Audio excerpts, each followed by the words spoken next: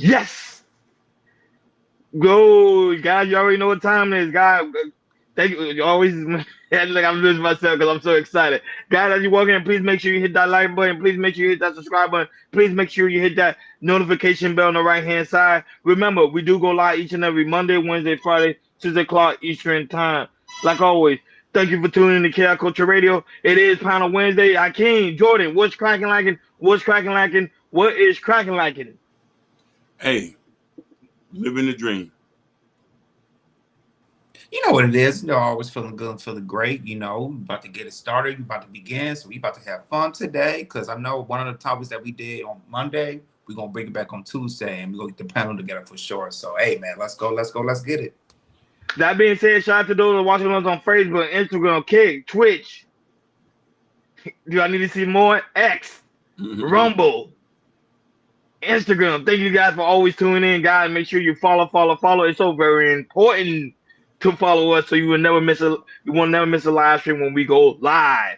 That being said, Jordan, sports. What's going on in the sports world, big dog?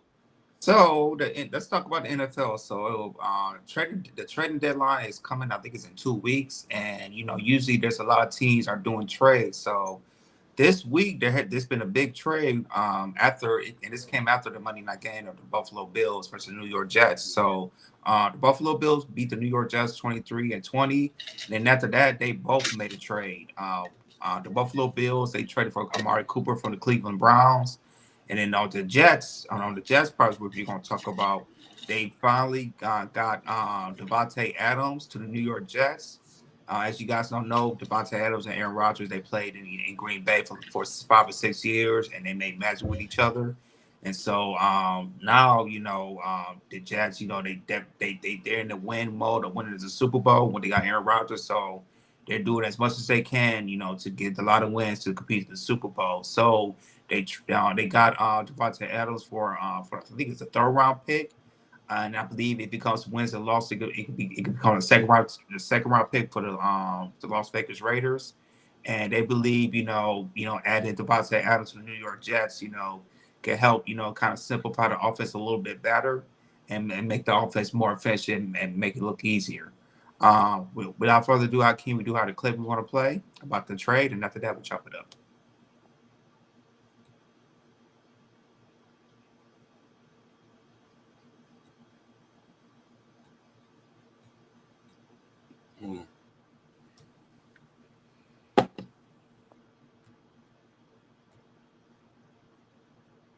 Okay, my bad.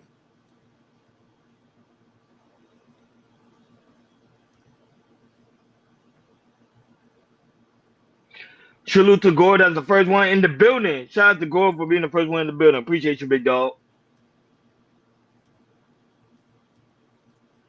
4 record, and the release of head coach Robert Saleh. The duo played for the Packers for 7 seasons from 2014 to 2021, which resulted in over 7,500 yards, 622 receptions, and 69 touchdowns. Adams will be joining an already stacked offense with his former teammate Allen Lazard, Garrett Wilson, and Breece Hall. And all the Jets had to give up was a 3rd round pick, which is not bad if the future Hall of Famer can help the Jets make a run at the playoffs. But can he? Davante Adams is a New York Jet. 2 weeks after Adams said he would prefer a So I believe Davante Adams, he will be started week 1. Probably going to take a week or 2 to get acclimate with the offense a little bit better. But with this acquisition, the New York Jets and also the New York Jets fans and also New York Jets believe that, hey, we got the quarterback. We have a number 1 receiver as Davante Adams. Garrett Wilson, which he was the number 1, will move to number 2, which I believe he won't get a lot of double teams, so he should be easier for him to get balls and everything. And they believe this move that they could get the ticket to go all the way. So go ahead, Ronnie, man. Do you believe with this trade of getting Davante Adams? Do you think the Jets are making it all the way to the Super Bowl? Like I stated before on Monday, I told you guys, I would not be surprised if Davante Adams and I'm going to the Jets because the simple fact is, Roger, you gotta understand, Rodgers controls the Jets. You understand? He gets whatever he wants. Whatever Rodgers say goes. And in a silent state, I think Devontae Adams will make a strong impact in the Jets because remember, one thing that the Jets was missing was a receiver. And after that game, they played against Buffalo and Roger realized that missed opportunity that the receiver missed his route, that Rogers complaining about that he missed his route. He knew Devontae Adams the perfect guy for him because they have great chemistry. They used to be dominant, especially when it came to Green Bay Packers. I think together with him, Rogers used to average about going to like 300 yards per game with Devontae Adams on his side. So by them doing that, it's gonna be a great improvement. And now it seemed like it looked like they're predicting the Jets may be able to go to the final round for the title. So we never know because I'm telling you, Rodgers, all he needed was just a receiver because the Jets already had great defense. It was just they were missing key components, and now they finally get the key components. But however, the coach got to make the right play. Because if not, he's gonna be going too because Roger runs that team. I'm sorry to say that, but Roger runs that team. Go ahead, Hakeem. Go commentary. I don't want people to think I'm just critical of Rodgers. There was a point Rodgers in his heyday was phenomenal. You feel me? With the right key components there, he would make some things. Now you got two different type of quarterbacks. You got the quarterbacks who are naturally talented, and you got the quarterbacks who are strategic players. Eli Manning is an example. Eli Manning was not the best quarterback, by far not. His hand wasn't that good, but he was a strategic player. He played chess, and that's why he won 3 Super Bowls. If I'm correct, am I correct about that? 2 Super Bowls. So now, Devontae Adams is a phenomenal prospect to have. You're going to get some scores, but as far as them getting to a point, I could say maybe playoffs, but that's it. I believe, with this trade, it would definitely the receiving corps would be definitely a lot better, as Devontae Adams, who's been in the league 8-9 years now. He's been an all pro bowler, he's been an all pro, and I know him as a leader, being during the week, being in the receivers room, he's definitely gonna say, hey, this is what Aaron Rodgers likes, this is what Aaron Rodgers dislikes, and everything. So I definitely see that, the offense will be a little bit more efficient. I can see them, competing with the big boys, with the Kansas Cities, the Baltimores, and also the Bills too. Even though the Jets got this trade, they still got to battle with the Bills. I still feel like the Bills are still the best team in that division still because they also made a trade too against Amari Cooper, and he's a really good receiver as well, coming from Cleveland as well. So I think it's like for this, it's going to be battle for the Bills and for the Jets on who can win the division. Now the Bills already have over a game lead because they beat them on Monday night and everything. So then they will play again, I believe, either next month or later during the season. So it's important that the Jets their schedule coming out. They have a very easy schedule. So it's important for them to beat on some bad teams, which they have. I think they got New England twice, Miami. If Tua doesn't come back soon, which that team is beatable, and I think they play and a few more bad teams too. So for the Jets, it's a perfect time to get there to get on rolling, to get their offense rolling.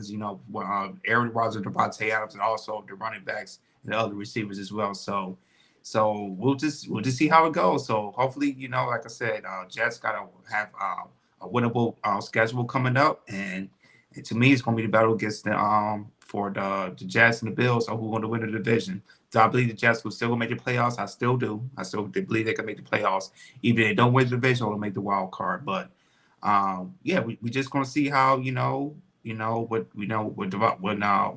what Devontae Adams can add with this offense, which I think they would score more points. But it's also just not Devontae Adams and Aaron Rodgers. It's also the running back shots to step it up, and also the receivers and also the defense to step over as well. So hey, you have a window to go to the Super Bowl.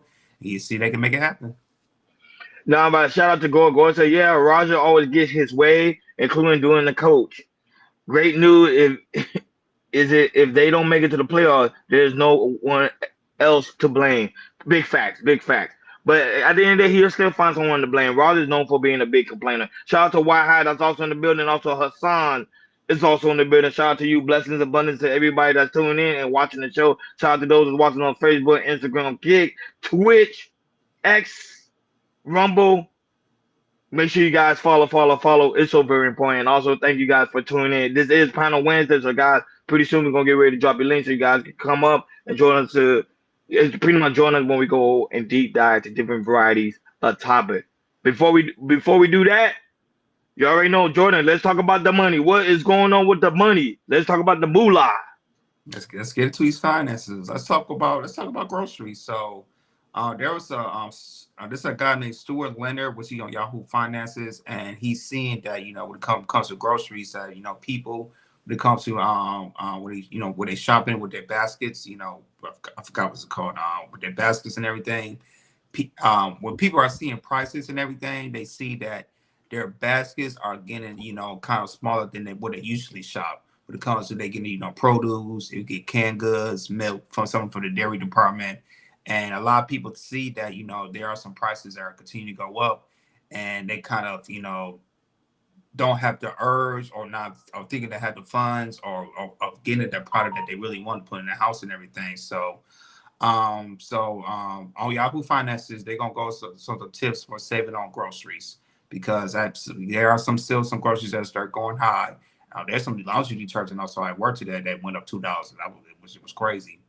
But yeah, there are still some groceries, with inflation that's still, going up. And for some people, they feel like, they don't have enough money to do it, or they'll have the tips on to save more on groceries. But other than that, Hakeem played a clip from Yahoo Finances, and after that, we'll chop it up. As you're thinking about where within your grocery store you're seeing consumers push back on prices, or at least be a little bit more choosy, what does that look like in the ticket when they're walking out the door, or the overall basket mix? Basically what it is, Brad, is the simple way customers are putting one less item in the shopping cart right now. They feel the pinch. I feel it for you. We're not price gouging like you've heard all these things. These are honest. We buy a lot of local stuff. These apples that are behind me right now, these are friends of ours and been suppliers for years. Their labor costs have gone up to produce apples right now. So, there's no price gouging going on at all in the market out there. I think customers can look forward to some pretty steady seas out in front of them going through the holidays right now. You had mentioned, of course, where there's impact to oranges, but I want to come back to the eggs for a hot second here, because that was the major increase that we had seen, one of the major increases that we had seen in this most recent report. And we know most eggs, they come from many of the heartland states and typically exported from there. What specifically do you think is driving some of that price jump? Well, first of all, we've had this avian influenza. I always get mixed up because the farmers I talk to say AI. I keep thinking it's AI as in computers, but it's the bird flu that has hit us in the last couple of years. It's affected the crops anywhere from 5 to 10%, and there's hundreds of millions of birds across the country right now. It's no threat to the consumer, safety-wise. If they notice this flu, it's almost like COVID happening to the birds. And these farms go on lockdown. Unfortunately, you have to dispose of those birds, the farmer, and it takes 6 months to get your crop back up to normal again. So we're having an impact. I guess, Brad, the way to look at it is, look, all my life I've been in this retail business with our family over 50 years. Egg prices have always fluctuated all the time. They're usually around $2 a dozen, $3 a dozen. Right now, they're probably shooting up to $4 or $5 a dozen. But it's the best value you can get for protein that's out there, better than chicken or turkey or anything else. So I love eggs.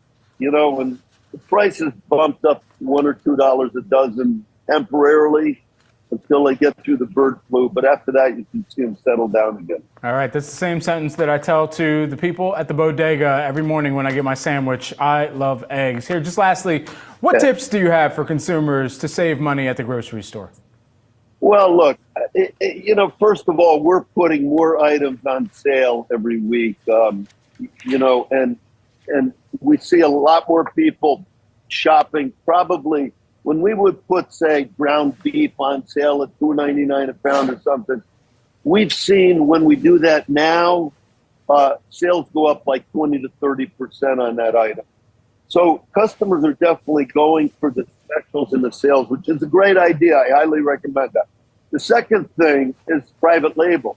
We've noticed a lot of our own private label, instead of going with them, just using orange juice, but instead of going with Tropicana, if you can buy Stu Leonard's, you're going to save 20 to 30 cents for orange juice. So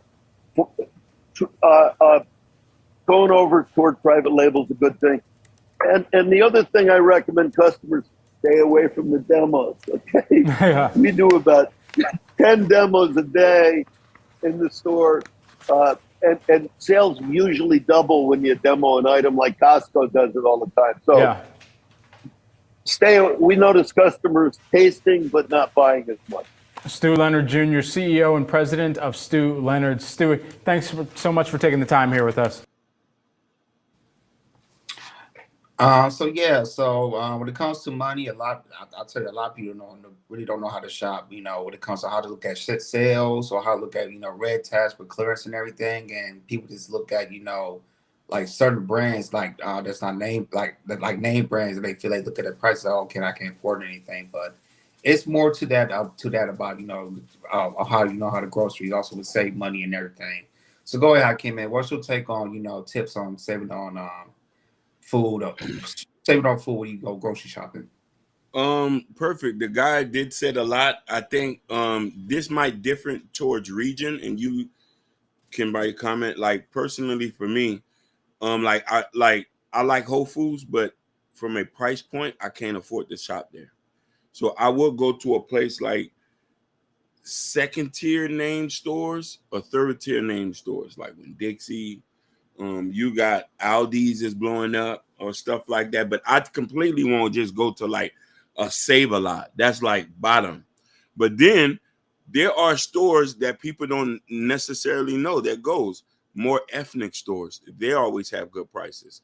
Presidente.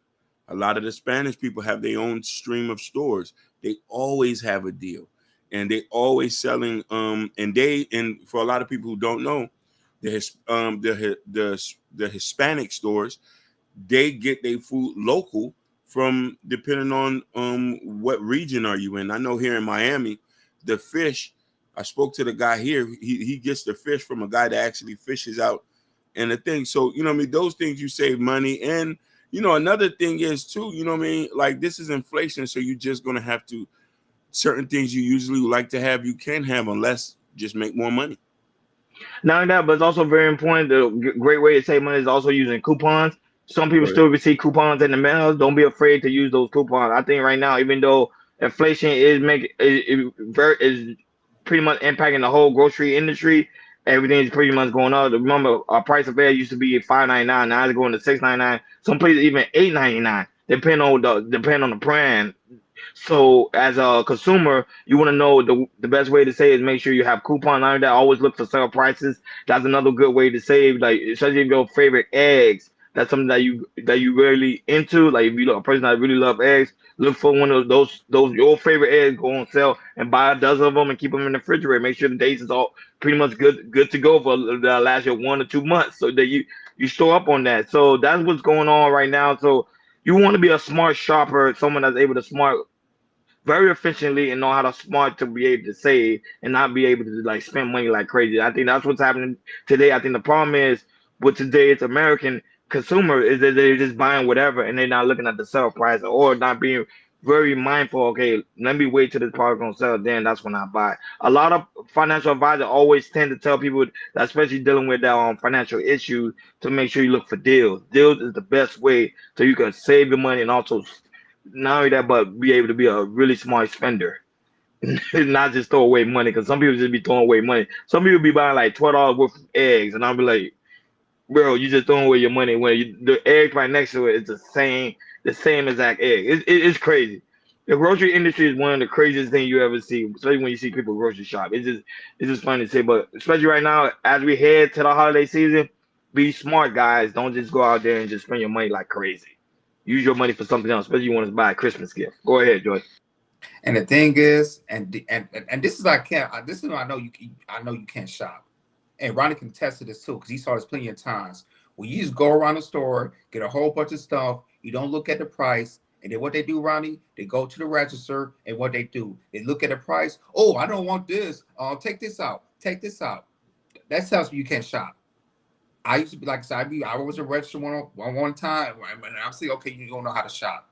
It's important when you go to section, when you go to the egg section, look at different prices and everything. Look at like I said, because some people don't look at Hakeem. Some people get eggs. They don't see they get the medium size, the jumbo size, or the XL size, or the extra large size. There's some people that just get eggs put it in there. No, you have different sizes of eggs. When it comes to milk, people don't know about whole milk, 2% milk, reduced free, all that type of stuff too. So to me, it's important you look at, we go to the search section, look what's on sale, look where it has yellow tags.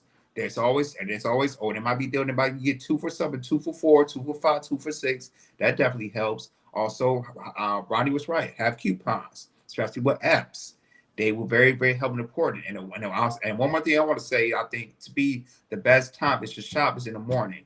Why is it the best time to shop in the morning? Because all the stuff is stocked up. So to me, if you shop maybe later during the evening and stuff is sold out and it's a good price, then there's a likely chance you might miss out on everything. So make sure you have your coupons. The best time to shop is in the morning time, and also take some time and look at take some time and look at it. Don't be just go in and out. If you got to be in there 30 minutes to 40 minutes, especially in the morning time, which is perfect because there's nobody in there. Really, it's not a lot of customers. People. In the morning time, people are just getting it done. They're on front of the aisles and everything, and just look around and see what's on sale, and also make a budget on what you want to spend. Do not go over your budget.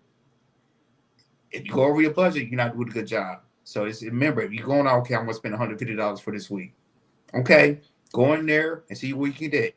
Go on your phone, look at your coupons, see if there's any sales you can get, and then after that, see what these sales.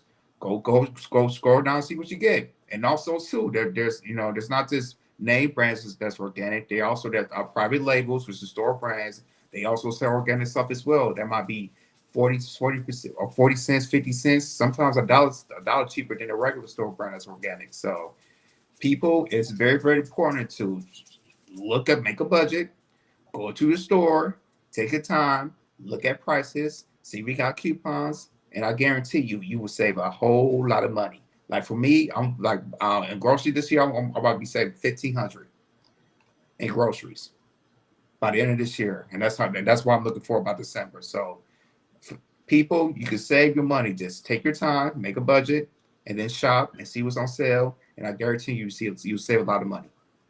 Now that why I say Sam Club and Costco is and Best Buy, it is. But the thing about Sam Club and Costco, you need a membership. So some people are not able to afford a membership. So if you're not able to afford a membership, to me, just coupons and look for sale prices. That's it. And sometimes, like I say, sometimes the generic brand sometimes be the good brand too as well. People fail to realize because sometimes they have a partnership with the company to create their own brand. So something to keep an eye on, especially when it comes to you guys grocery shopping, especially heading to the holiday season. But inflation does play a big part. Make sure you guys like, share, and subscribe. Shout out to those watching on Facebook, Instagram, Kick, Twitch, X, Rumble. Thank you guys for always tuning in every time we go live. You already know hip hop. Jordan, what's going on in the hip hop world? Let's talk about hip hop. So you guys in the know that BT Hip Hop Award came out last night, and one of the big winners, as we all know, is Kendrick Lamar. Basically, he won about eight BT Hip Hop Awards, and his awards, the awards that he won was Song of the Year, Hip Hop Artist of the Year, Best Hip Hop Video, Lyricist of the Year, Best Collaboration with Like That, Best Feature Verse, Video Director of the Year, and also the Impact Track of the Year. So as you can see, you know, Kendrick Lamar is dominating this year according to hip hop. And if they not like us, you know, is eligible for the Grammys, you know, he can. I could see he could be in between 4 and 5 of the nominees in the Grammys and everything. So I do have a short clip, Hakeem. If you want to play that, you go ahead. After that, we'll chop it up.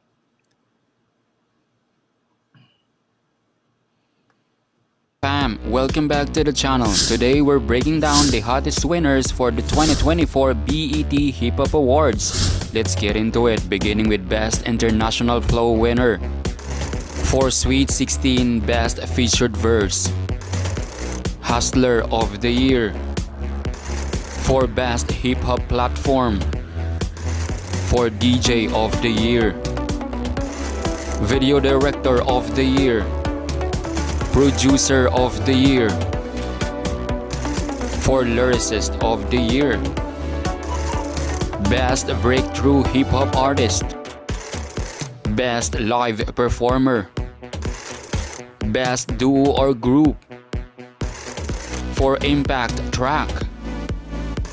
For Best Collaboration. For Best Hip Hop Video. Hip Hop Album of the Year. For Song of the Year. Hip Hop Artist of the Year. And for I Am Hip Hop Award. Congratulations to all this year's winners. So yeah, there you go. The people that won, but majority who won all the awards, which is 8, was Kendrick Lamar, and he's having hip hop has he's having one of the best years of any rapper can have, you know, and it's been quite few. So go ahead, Ronnie, man. What's your take on how dominant? Do you feel like, you know, Kendrick Lamar having a dominant year of what's his song came out? They Not Black Us came out. Do you feel like he's having a dominant year? Of course, because he defeated Drake. They consider one of the biggest hip hop artists of all time. So when he defeated Drake, it put him on the map. Now we already knew Kendrick Lamar for being one of the greatest artists when it came to the aspect of lyricists, the swagger, and him representing his city. But when he defeated Drake and kicked him off the map, it put him right back. It put him on top of the map. So I'm not surprised at him receiving all those awards. To me, he's gonna be hot for a very long time, to all the way to next year when he's hosting the Super Bowl, performing at the Super Bowl. So is it because he's the headliner? So does it show you that when you beat somebody in the rap game that's very powerful like Drake, the sky's the limit? So he pretty much entered himself into being one of the hottest artists of right now currently, because he took Drake off the map. So of course Drake continue to still do his thing, but Kendrick is right now, he's winning, and I'm proud of him. I think he does put in a lot of hard work. People can see it through his songs and through his drive, and he also do other things as well. So keep up the great work, and I see him doing getting more awards, especially in the Grammy next year. So kudos to him. But not to be honest, I want to ask you guys a question. Do you guys still watch the BET Awards? Nope. Nope. I didn't even know it was on. Me either. Go ahead, Hakeem. We already knew Kendrick swept it, and it just makes sense. And I don't know if he can replicate that next year, but he's doing it this year. So, you know, big props out to him. You know, he had a impactful year, and it was cultural shifting. That was true, Hakeem. Yeah, it was definitely cultural shifting. You know, definitely not surprised at him winning the majority of the awards, because, like I said, that song was one of the biggest songs. Well, you say, already was it, 2024? You can say that right now, that's probably one of the biggest songs of the decade. You can put that around in the decade right now. So, you know, that song probably go right out to next year. I believe that he's going to tour next year. I don't know if he's making a new album, but he's definitely going to tour next year. That's what I'm hearing. I also heard that Coachella would want to reach out to him to be a headliner, but he declined that. So, you know, this song you know, it's gonna carry it all the way to next year and all the way to the Grammys, you know. And if he gets eligible for the song, so I guarantee you that, you know, he's definitely gonna get 5 nominations off the Grammys and everything, and very, very high chance that he's gonna win five, maybe 4 out of 5 other nominations and everything. So shout out to the big Kendrick Lamar, having a great year for him. And it's like I said, it can carry all the way to next year. And what Rodney said about him going to the Super Bowl, I know he gonna rock it out when it comes to New Orleans. So yeah, man, shout out to Kendrick Lamar. Now, but shout out to Stephanie Walker. Stephanie Walker is in the building. The lovely Stephanie Walker. She said he a fan. He's a fan. He's a fan. Yeah, fan. So that was how a lot of people were rocking with Kendrick Lamar after he knocked Drake off the map. So he took the title from Drake and become one of the hardest artists right now currently. Yep. Aside for all the Drake fans, I'm just saying. I'm just speaking the facts. And he's gonna be hot for a very long time until somebody knocks him off. And I think that's gonna be J. Cole next. I won't be surprised at J. Cole next. I'm just saying I won't be surprised at J. Cole next. Guys, make sure you like, share, and subscribe, and hit that notification bell on the right-hand side. Remember to click all. Right now, we're getting ready to deep dive the different variety of topics. It is Panel Wednesday. Panel Wednesday means for those that are listening, especially on X, because we got people listening on X and also Rumble. It gives you guys an opportunity to join us on the panel as we deep dive to different variety of topics. We do Panel Wednesday for you guys because you guys rock with us so hard. We really do greatly appreciate it. Shout out to those watching us on X, Rumble, Kick, Twitch, Facebook, Instagram. Thank you guys so much, especially YouTube. We love you guys. Thank you guys so much for always tuning in. We greatly appreciate it. That being said, Hakeem, drop the link. We're getting ready to post it. Jordan, go ahead, do your thing, big dog.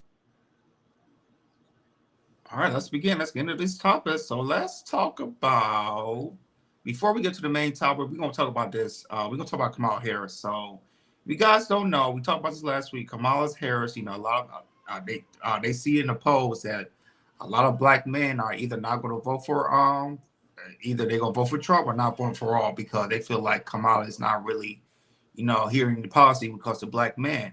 And then Wednesday, Friday, bump, she has some policy for black men. And once they put it out, a lot of men are not falling for it. And a lot of men think that if she's doing it for the right reason or you doing it for, or that, you know, you're finally doing it because we're saying something. You know you're the vice president. You could have did something about it, but you want to throw it out at the last minute. So what she did was she had a rally yesterday. Well, I would say it wasn't a rally, but she teamed up with Charlamagne yesterday in Detroit, like a Detroit rally, and kind of really explained about why she's doing this bill to help out black men. So my Hakeem, we do have a clip. It's owned by Breakfast Club, so you have to play the audio. So start off with the audio. And it started out at the 22 minute and 45-second mark. Shout out to the lovely Bobby Bryan that's also in the building. It's always great to see you, Bobby Bryan. Always great to see you. Yeah, because the Breakfast Club, they do not play. They would strike a jam. What's going on, Hassan? What's good, Hassan? Salute, Assalamu everybody. alaikum, brother. Walaikum assalam. Salute to everybody. How you guys doing today? I'm all right, brother. Doing well. How you guys doing in Florida? Everything good? Everything good? Yes, sir. Yeah, Everything yeah. is well. Everything is all well. Now they say there's another storm over there in the Atlantic Ocean. So Hold on 1 minute. Yeah, things are just getting bad. Did you guys hear in California they're doing like shutdowns and stuff? They say, like, that's what I heard. Like COVID. what you mean? Like COVID. Like remember how COVID was? They do Yeah. Yeah. They started in California. All right. Hold on 1 minute. Hey, what's up, Stephanie? How you doing? All right, I'm about to play it right now. Y'all can't see the other thing, can y'all? No, I'm looking at both screens. No. All right, perfect.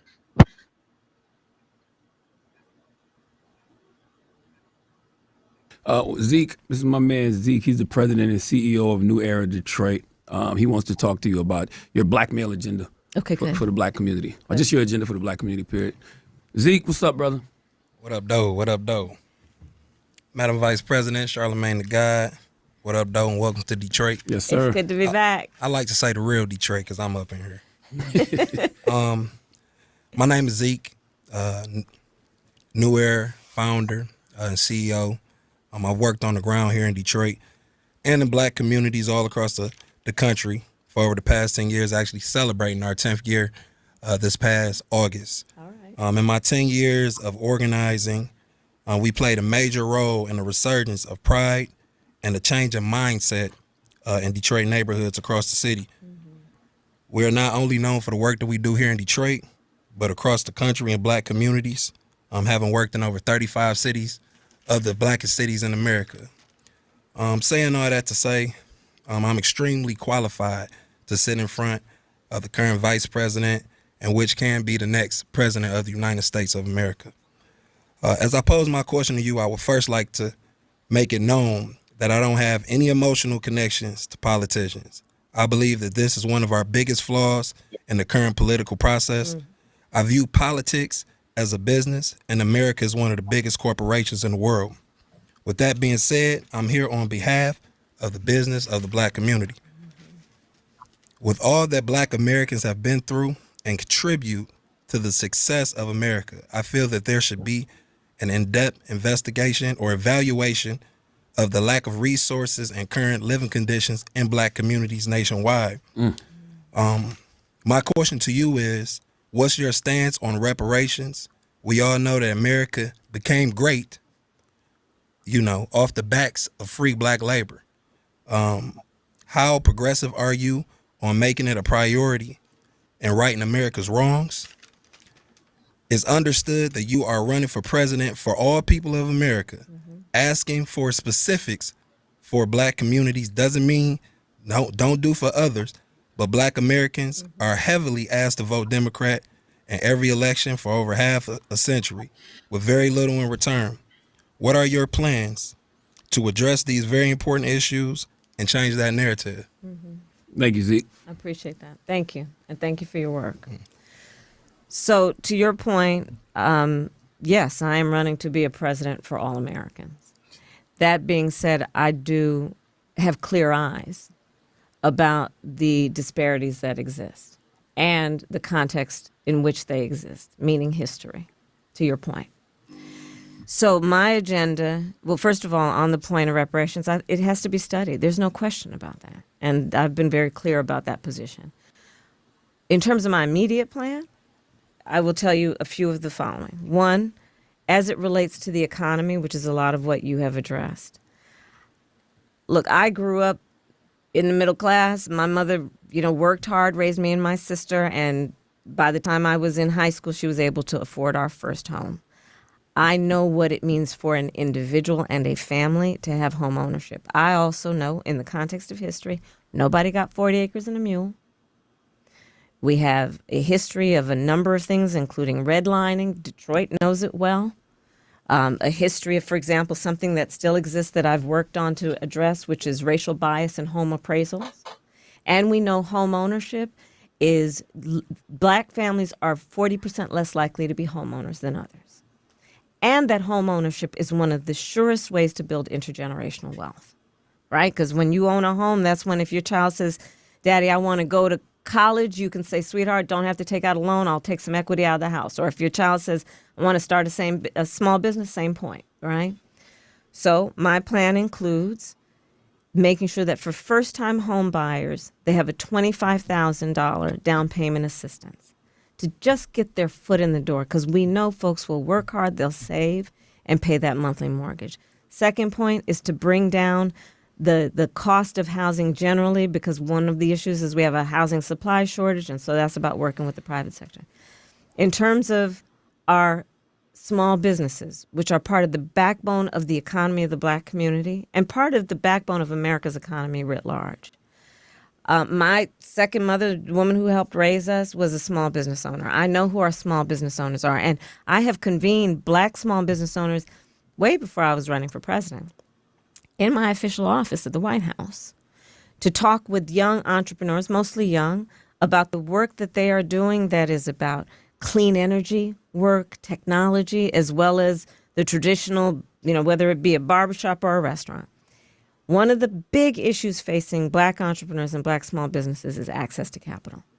Because unlike my opponent, who got handed $400 million on a silver platter and then filed bankruptcy 6 times, don't forget that, calls himself a businessman, not everybody has access to the capital, but we know in the community we do not lack for ambition, aspirations, dreams, hard work ethic. And so my work has been as vice president to increase billions of dollars into community banks. And as vice president, part of that work will also be to change the tax deduction for startup small businesses from $5,000 to $50,000, because nobody can start a small business on $5,000. And if you don't otherwise have intergenerational wealth, how are you going to be able to do it? Second point on small business is this. I'm going to do, basically, it's a program that is about a $20,000 non-refundable loan to to basically businesses that don't have access to wealth and don't have those relationships, which is going to directly impact a lot of Black-owned small businesses. That $20,000 non-refundable loan is what would help somebody if they need to buy equipment, right? If they need to buy an extra truck, depending on what that business is, which we know that's a big part of what holds back our small businesses. Just having enough capital to actually pay for the things that allow you to then put your hard work into play to actually grow your business. The other piece, and this is something that is critically important, is to see Black folks, and in particular Black men, as a whole human being. And understand that we are talking about sons, we are talking about fathers, we are talking about grandsons, we're talking about grandparents, we're talking about uncles. And so I say that as a preface to say 2 other things, and then I'll keep going. One, to deal with, I mean, you like that? You caught that. Okay, filibuster, ma'am. Go. To deal with health care for Black people and Black men in particular. We know that we still have a lot of work to do to increase, for example, the high risk that we have for colon cancer, for prostate cancer, right? And to increase screenings and to make sure that people are actually going to get the screenings. Not to mention the higher risk for sickle cell. So part of my agenda is about what we will do to deal with and highlight what we've got to do to focus on Black men's health. And then a similar point is this. 40% of caregivers are men. And we know culturally we take care of our elders. And we have a lot of men in the community who are in the sandwich generation, who are trying to take care of their young kids and take care of an elder parent or relative. And it's overwhelming for people to be able to do both. And a lot of people have to end up thinking about leaving their job to just do it. That's right. So my plan is this. 1, in order for people to then afford assistance for hiring health care, home health care, they basically have to go broke to be eligible for Medicaid. My plan is this. Let's have Medicare, and this is, I've mapped it out and we can make it work. Medicare cover the cost of home health care for seniors, which means that you are looking at individuals in the context of their whole family. Because what we know is, again, understanding the culture, understanding the reality, lots of people are having to leave work in order to do that. So these are some examples of my agenda. And overall, it is an agenda that understands, by the way, because we've talked already a lot about criminal justice, that the needs of the Black community are not just about criminal justice. We need that money. It's about, because here's the thing. We have brought down Black unemployment, I said this earlier, to one of the lowest levels in history. But I'm very clear. The community is not going to stand up and applaud just because everybody has a job. That should be a baseline. My agenda is about tapping into the ambitions and the aspirations, knowing that folks want to have an opportunity. If they want, they should have a meaningful opportunity to build wealth, including intergenerational wealth. And that's my agenda. You know, there's a couple of things that you said. I appreciate you. Thank you. Thank you, Zeke. There was a couple of things that you said that people would say were talking points, but it's really just your story, even though they are becoming your greatest hits. When you talk about the middle class and your godmother being a small business owner. But that's just your story. It's my story. Look, I've been in this race 70 days. Some Yeah. people are just getting to know me. Yep. Other people have known me. I can't even start the commentary. Listen, I feel start the very video. strongly I need to earn every vote, which is why I'm here having this candid conversation with you and your listeners. I have. So yeah, guys. So the reason I wanted to play the whole thing, that specific question, because I wanted to hear, the economic plan when it comes to Black men to come out her mouth and really how to explain it. To me, she was a little bit long-winded. She could have made it shorter, but this is where her exact plan coming for her mouth of what she's going to do to help Black men if she does it. So, who want to go? Who want to go react first? Who want to go first? I'll go first as well. Shout out to Ivy Wody, that's also in the building, and not only that, shout out to Keisha Nelson, it's also in the building. Great to see you, sweetheart. Ain't see you for a very long time. Great to see you.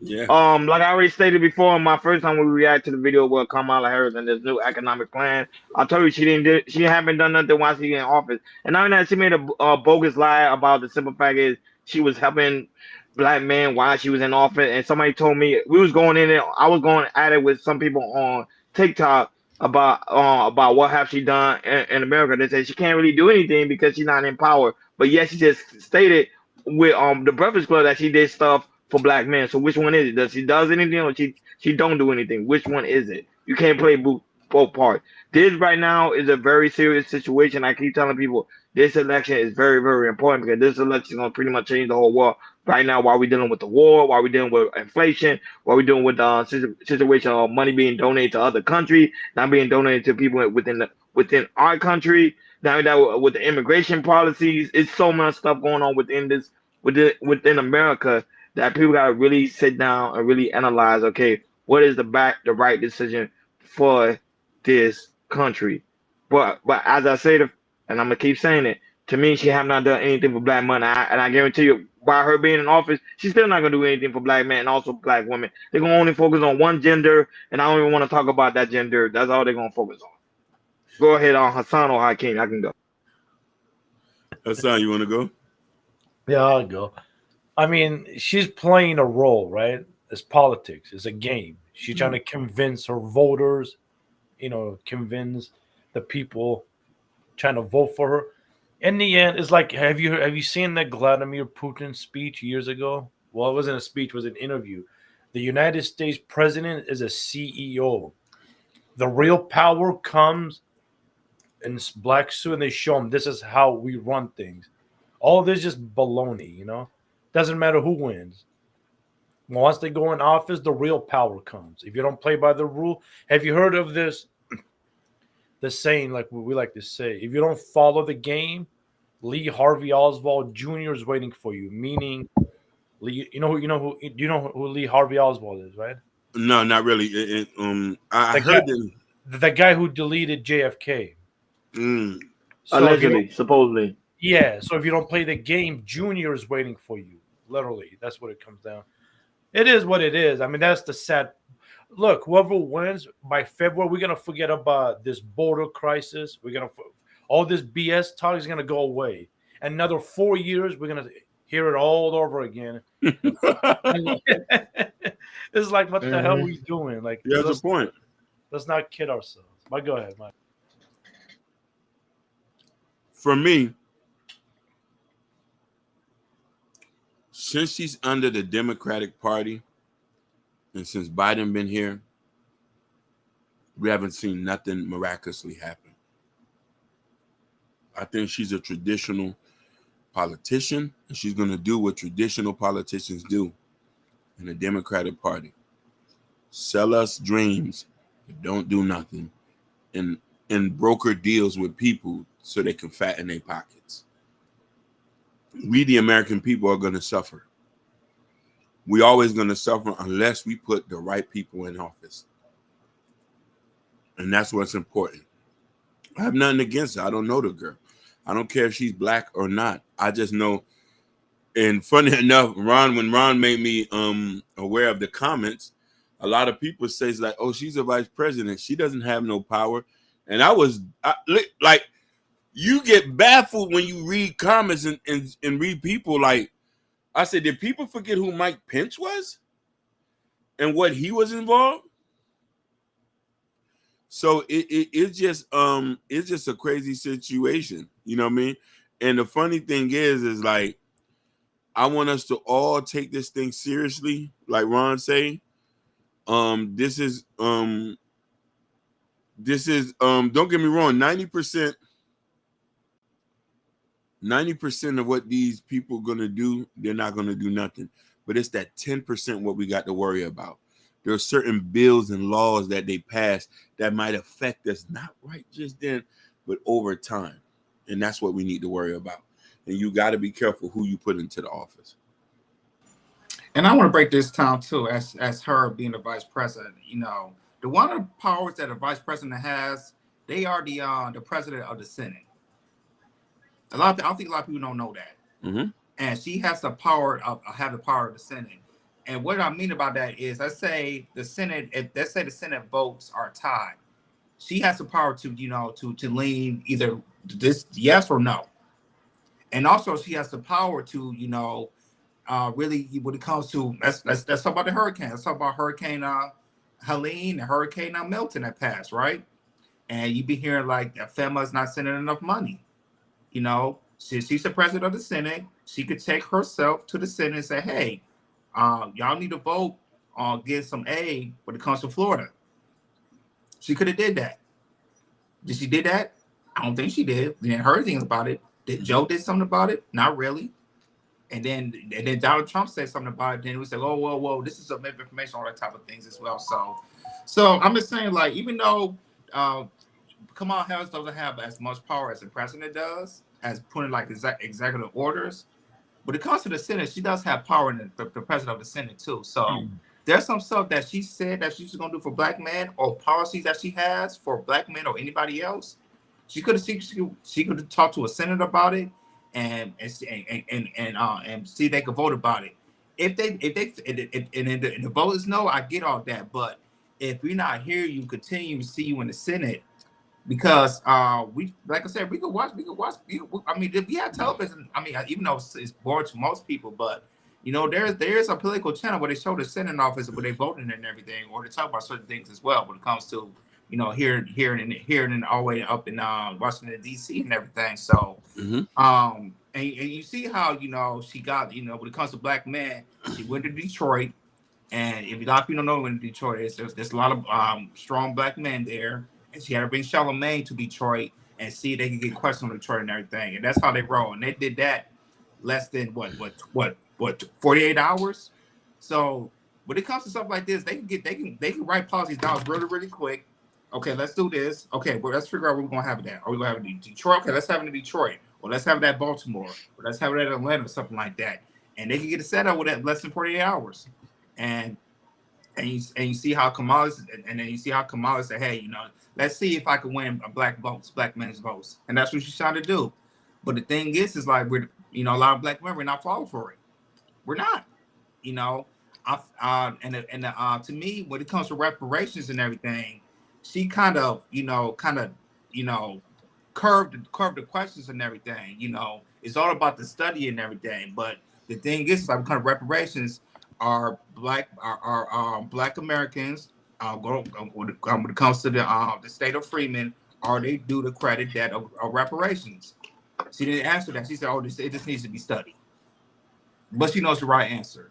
Yeah. So and then that just shows you, like, you know, like, and to me as black Americans, I continue to demand the reparation, because I feel like when it comes to reparation, I think, you know, if you look at like the 60s, 70s, and 80s, we never been so close to how we have actually, like, states like California are really doing, like California, they've been doing studies of reparation over years and everything. And eventually this year, it came into a bill when it comes to owning, when it comes to black Americans owning the land that was stolen. Like, for instance, from in El Segundo, Bruce Beach, I think it was 3 or 4 years ago, which that land was sold for black people that owned Bruce Beach. This was like, I think, 60, 70, 80 years ago. And then Governor Newsom, he signed a bill to bring that land back to them. And they did bought their land, but also they sold it for like 30, 40 mil. million. So they got some type of reparation with that too. So when you see this reparation movement, you see that it's growing and growing and growing as states are looking at, looking into it. California as well. I believe, back in Oklahoma, Tulsa, they was revisiting the people that was still living in Tulsa, if they deserve, reparation, meaning, having that land back and also cash as well. But this was like, earlier this year, they got veto noted and everything. But you see a lot of Black Americans, they are, talking more about reparation, and you see more and more rise of it. And I feel like, this is the closest we've ever been when, states are really doing something. And you never know, the federal might do something as well. Meaning, I don't think they're not doing anything, but you can see that's close to that when it comes to Black Americans. So a lot of these millennials and Generation Zs, especially as men and also Black women too, because there are some Black women, they're not happy with Kamala Harris too, or they're not happy with either party, Republicans or Democrats as well. So you will definitely see how this election, especially when it comes for the Democrats, if the Democrats lose, or if Kamala Harris lose, and they see, if they look at certain sets, how many white women or white men or Black women or Black women or Black men, how many votes that either they went to her, went to Donald Trump, or did not vote whatsoever. And it was over 10%, that is a problem. So I'm just waiting till this election comes up and see how it's going. We definitely don't know who's going to win, going to lose, but but look at a percentage of, if you look at different races, especially in the Black American race, Black American race from Black women and Black men, and see that either who voted for Kamala, who voted for Trump, or who did not vote. Period. When it comes to elections, like personally for me, when it comes to the presidential elections, I will not be voting for neither party.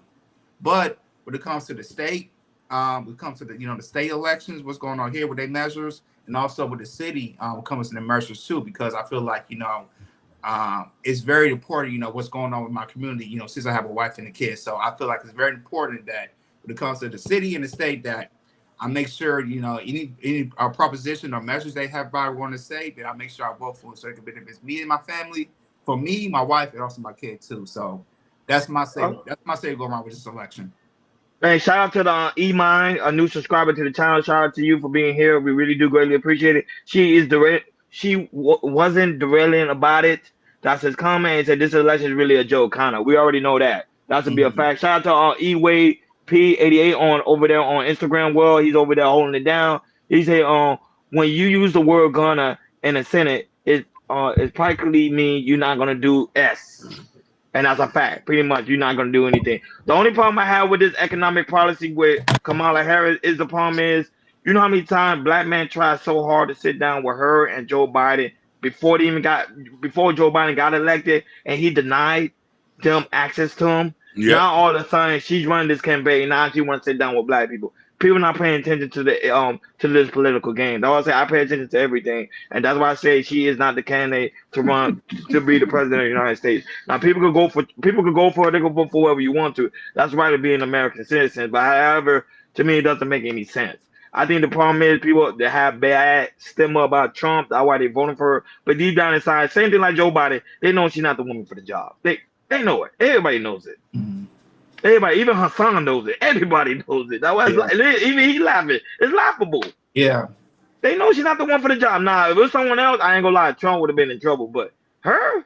Yeah. The thing is, she was lucky to see point of the job because it was so late in the election that they ain't had no choice but to get Kamala because they couldn't get nobody else but Kamala. So she was lucky.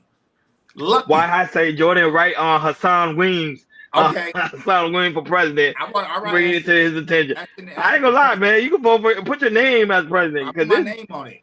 This election is a joke, but shout out to those that are also doing right now who are doing early voting. Shout out to you guys that are trying to beat the lines because in November it's gonna be very, very busy. So early voting is very, very important for those that's doing it, and make sure no one's able to sway your vote. See, Jordan have his. So those that are doing early voting, shout out to you guys. I think Hakeem already did his already. I didn't do mine yet. So shout out to those guys that's going ahead.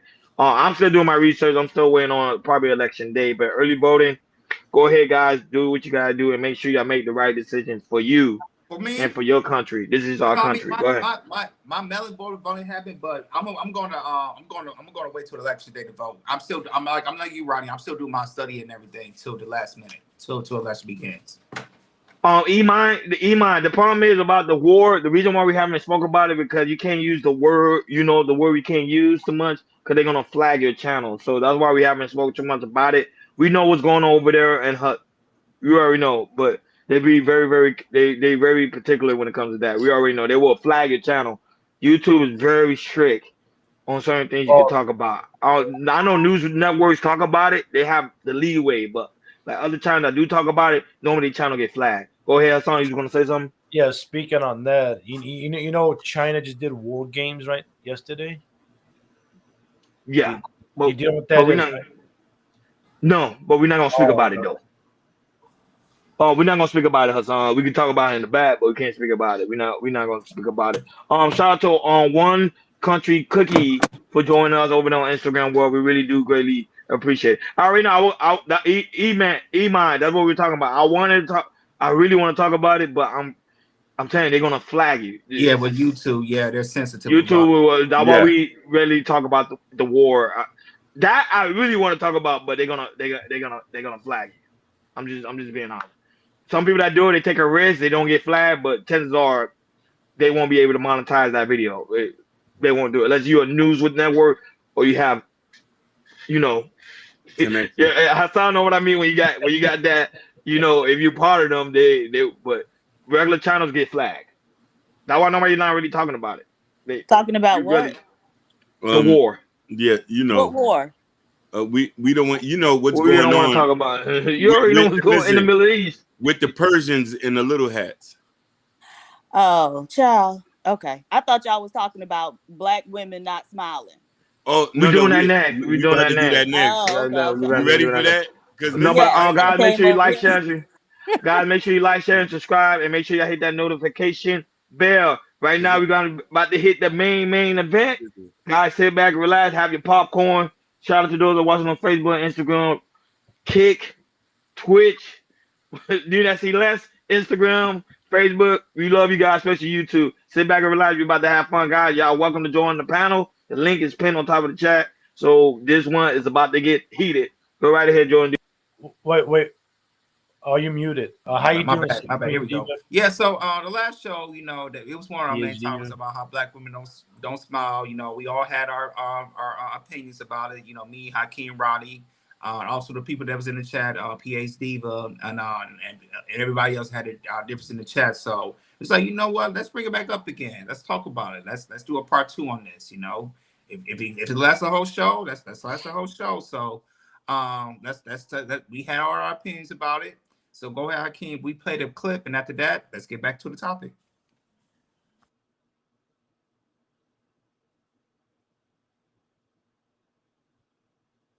Tell me why women are offended when men tell them to smile. It's a form of harassment. Oh. I have a very resting bitch face. Mhm. Like, if you're going to see me anywhere, I'm 9 times out of 10 going to be minding my business. Yeah. I look serious as hell Mhm. when I'm not smiling. Yeah. That doesn't mean anything is wrong with me. Mhm. I'm literally just chilling. I don't feel like it's a normal thing to walk around smiling all day, right? That looks kind of funny. And it's always the men.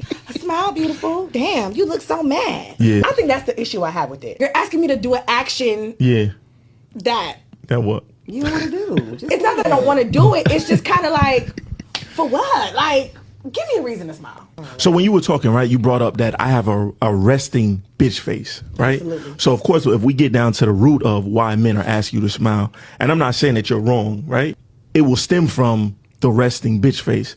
So why do women take so much pride in having that disposition? I don't feel like we take pride in it. I just feel like it's just a natural. I hear a lot of women gloat about, I got a resting bitch face. I wouldn't say I gloat about it. I Yeah. just think that it's just something that I have. I get that all the time, especially for me. I get that all the time. I'd rather say you fine as fuck. Yeah, yeah. I'd rather just not even crazy. When you say that, then you, I'm like, oh, thank you. You're Then gonna get a smile. Yeah. You're going to You're get gonna a smile when you say naturally that yeah. way. It sounds like when you're saying, oh, you fine, you pretty. It's like, oh, Yeah. thank you. It's a compliment versus saying, why would you smile? I was like, that's so, you know what I'm saying? It's a compliment versus a command.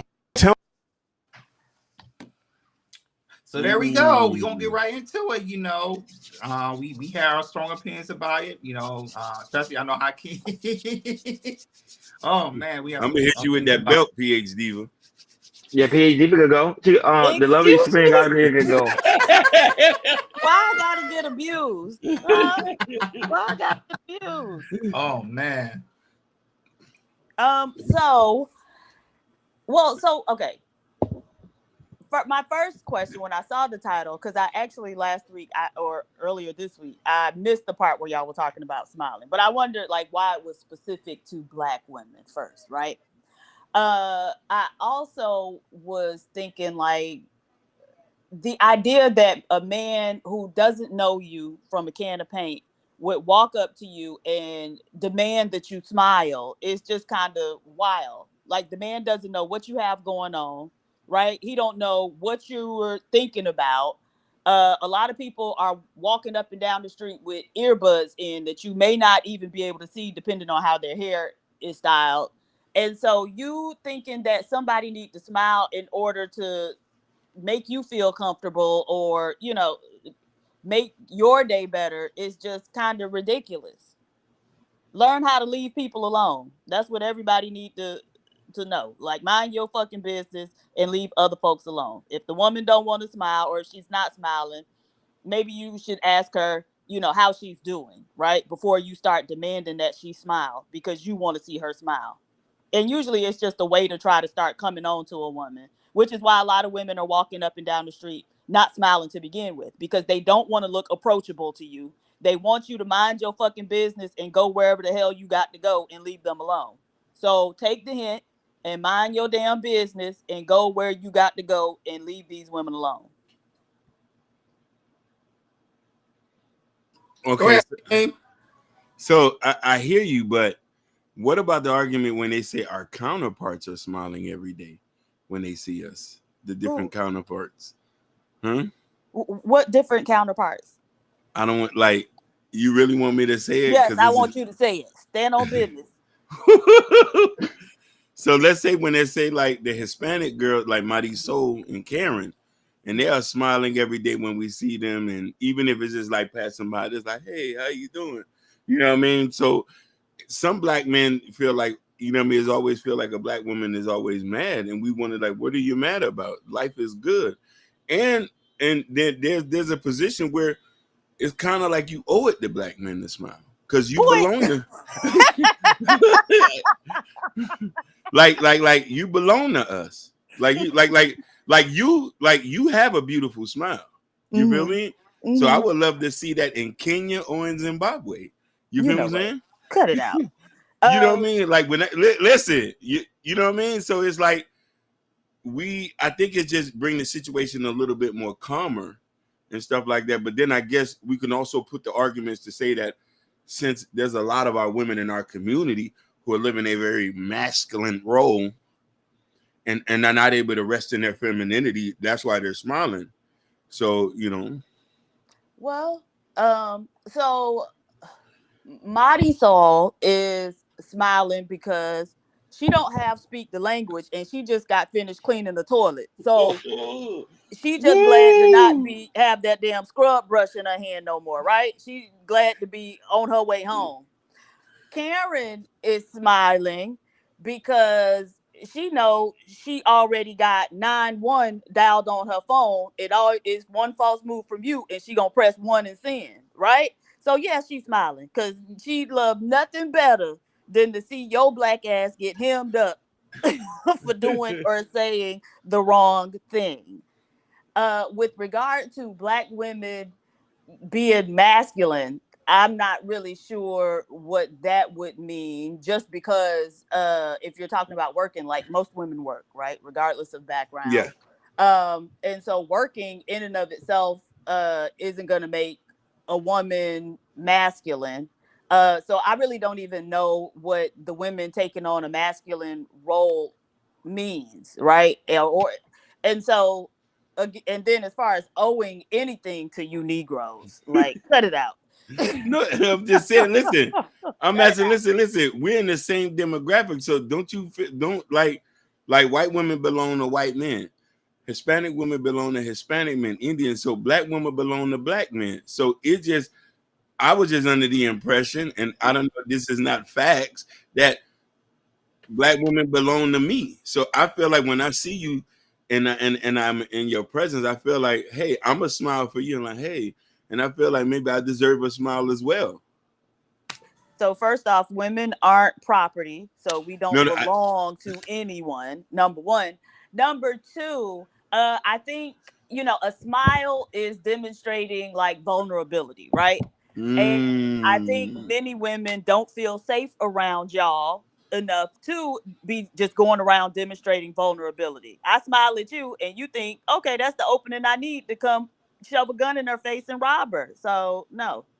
We gonna keep our eyes forward and, walk to where we going.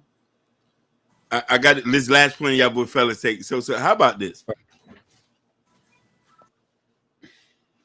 I can understand PhD, but if you're at the gas station, Walmart, or at Dots, or at Ashley Stewart's. Why the hell am I at Dots? No, you know what I'm saying? You know what I mean? Or rainbows, or no, not Trend. that either. Come on, or can City we Trend. Hakeem, that's what 20-year-olds cut it go out. to. That's what 20-year-olds I know. So, but women are having a very mean face in places where you think they should be happy.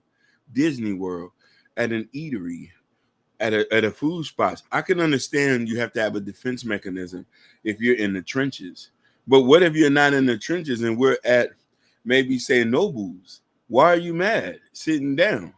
Or if you're at the bar and I pull up and say, hey, how you doing today? Nigga, I don't need to talk to you. So like, I'm wondering, you know what I mean? I'm wondering, like, what did I do? Noble? Huh? You said you mean Noble the restaurant? Yeah, right. Nobles. I've been to 3 Nobles. I've been to the Miami location, the West Hollywood, and the Malibu one. Trust me, anybody's having the mean faces in there. I just want to let you know. Thank you, George. I must have a disposition about me. Right, maybe they frowning at your ass. I don't know why. Listen, I'm heaven sent. So you know what I'm saying? Like I would assume for y'all to be happy. Yeah. So. No, because Iman said I disagree highly. All women belong to all men. He's a weirdo. Iman. I don't know who Iman is. New subscriber. Okay, really appreciate Iman is a weirdo. Iman. And women, and PhD would say women not a property. I disagree. Women are the property of the United States. You know that, right, PhD? If you're a United States citizen, ain't you a property of the United States? Ain't nobody, even if we were property of the United States, y'all ain't the United States. So stop going around. But you still property though, right? I mean, you are property. Same as men. I was talking about it's not men's property. Women don't belong to men, is what I said. Women are not property, so we don't belong to men. Who created the United States? Black Man. asses. No, but man created the United States. Asses, because when the United States was created, y'all black asses was property yourselves. And so now it still don't matter, but they're still men, right? So hold on, okay, PhD. so we the white man's property. Hold on. Then we the white man's property. If we not y'all property. If we both was property, and that's why y'all smile at the white man, not the black man. Exactly. Thank you, Mr. And that's why y'all smile at the white man, not the black man. I do. You see how black women? How can you see some black women's minds messed up? You'll smile at the white man, but you won't smile at the black man. The black man that's out there working hard for you, trying to feed your baby, trying to make sure you have a right way of living. Trying to make say, hey, baby, you're beautiful. Doing all those things. You won't smile at me, but you smile at a white man that got you slaving on the field. Wody, nobody wants your last name, Wody. So cut it out. But no, you said that women are the white man. We're the white man's property. So, okay, if we their property, then why not smile at them? No, he so said when you marry me, but when you marry me, you become my property. You know that, right? Absolutely not. Nobody, you ain't got no wife, right? And so when I'm just saying, I'm saying because women become my property when you become my wife. You are my property. I mean, if you go out there cheating, I can sue you and that man. You know that, right? That's a not fact. True. You don't know how alienation of affection laws work. But You No, are no, not I- PhD, you married was the to one any that of these women. PhD, you was the one that said that on the panel. You like, Yeah. if you go out there and sleep with You another can't sue man's both wife, you of will them. be sued. Did you not say that on the panel not too But long ago? PhD, but how you know What? about alienation if you ain't never been Hold on, married? Hakeem. Hold on, we just trapped I've it. sued Don't before. skip the point. No, You're no, making no. a miss the You did point. not just trap me. You just said that if you go out there and cheat, I can sue both of you. That's not how the law works, right? Alienation of affection, you do not sue both parties. You sue the person that alienated your spouse's affection from you, right? So that's the you're man, suing right? one So that's person. the man. Because If I cheat because the on you wife. and we're married, yes, but you live in Florida. Florida don't have that law. That's But the I'm just North saying, but I'm Carolina saying in law, general, but Negro. you're but I'm just saying, but that's to show you that you in some way United States understand that you become my property. So you are my property, PhD. No, But so if I because marry you, you become my property. that has You are nothing mine. to do with being property, right? Because if you cheat on me as your wife, I could sue the woman for alienation of affection under certain circumstances, right? So just because you're cheating doesn't mean your spouse is cheating, doesn't mean you can sue that person they're cheating with. It has to be some certain circumstances that occur. Nevertheless, none of that means anything about property. And even if it did, that still has nothing to do with that random woman that you don't know walking down the street minding her business and you demanding that she smile because she's not your wife, so she wouldn't be your property. No, but the problem is, this is the problem with society. I think women, especially black women, a lot of black women, not all, not all, they wasn't raised properly. If you get my point, they were raised with dysfunction. We can agree to that, can we? Well, what I would say is we're all being raised by the same parents. And so if the women are being raised in dysfunction, then by definition, the men must be raised in dysfunction too. Not So necessarily, stop not necessarily bothering true. these Not goddamn necessarily true women. because most of the time you can even agree. Most black men are raised with their mama. They become mama's boys, correct? So they know how to treat women. No, Not all, but no. small number. Y'all say that they end up going to damn prison because they was raised by their mama, right? That's the dysfunction. And those girls are being raised by the same women, right? So True. cut it out. Y'all are the ones with all of the undesirable outcomes. So if anybody being raised in dysfunction, it's y'all. So these women don't have to smile at you. Leave these damn women alone. I'm asking. Let me ask you a question. PhD. Would I get a smile? Would I get a smile if I'm in Nairobi? You know what? Why you ready, been on Nairobi? It's the top of I'm the ready to United get- States. You go about Nairobi, man. No, because I know if I was in Nairobi, I could get PhD to smile. I'm asking You if could me and you. probably get me to smile in Miami because I smile a lot. I laugh a lot. That's just who I am. But I see. if I was, in thought about something, some random man is not going to be able to come up and tell me to smile on command. Like I get that. I get. get Oh, no, I ain't gonna lie. If I'm next to you, PhD, but you're not smiling, I'll tell you what's wrong with you. Why you not smiling? Are you okay? Well, at least You gonna ask flirt me with if you? I'm okay, and I know you, Ronnie, and so that's different than some random. No, nigga you on don't the know me. street. They say you didn't know me. I'm just a random guy, and I come up to you and say, "Baby, you okay? Why are you not smiling? You want me to put a smile on your face? Let me Yeah, give you a cup of give me coffee." some money. Yes, give me $500. That's what. You see what I'm saying, Hakeem? Money. Oh wow. First thing she went to was money. She didn't even say, I said, let me give you a cup of coffee. She went to money. Oh, Abby Wody said, is she married? Is she married? Who, PhD Diva? Yeah, exactly. You know PhD Diva don't believe in marriage. We trying to get her married in Kenya. PhD Diva do not believe in no marriage. Listen. Do not believe in no marriage. Listen, your ops put you heard about that, right? Oh yeah, I know. So let me just say this: the first Address that. gentleman offered me a bride price of 10 cows, which they worship over there, and Yeah, then they the do. second gentleman offered me like 11 or 12. So Wow. right, But That's not listen, bad. That's it's not not. bad. Hey, PhD, but I didn't know you was that fine. Oh yeah.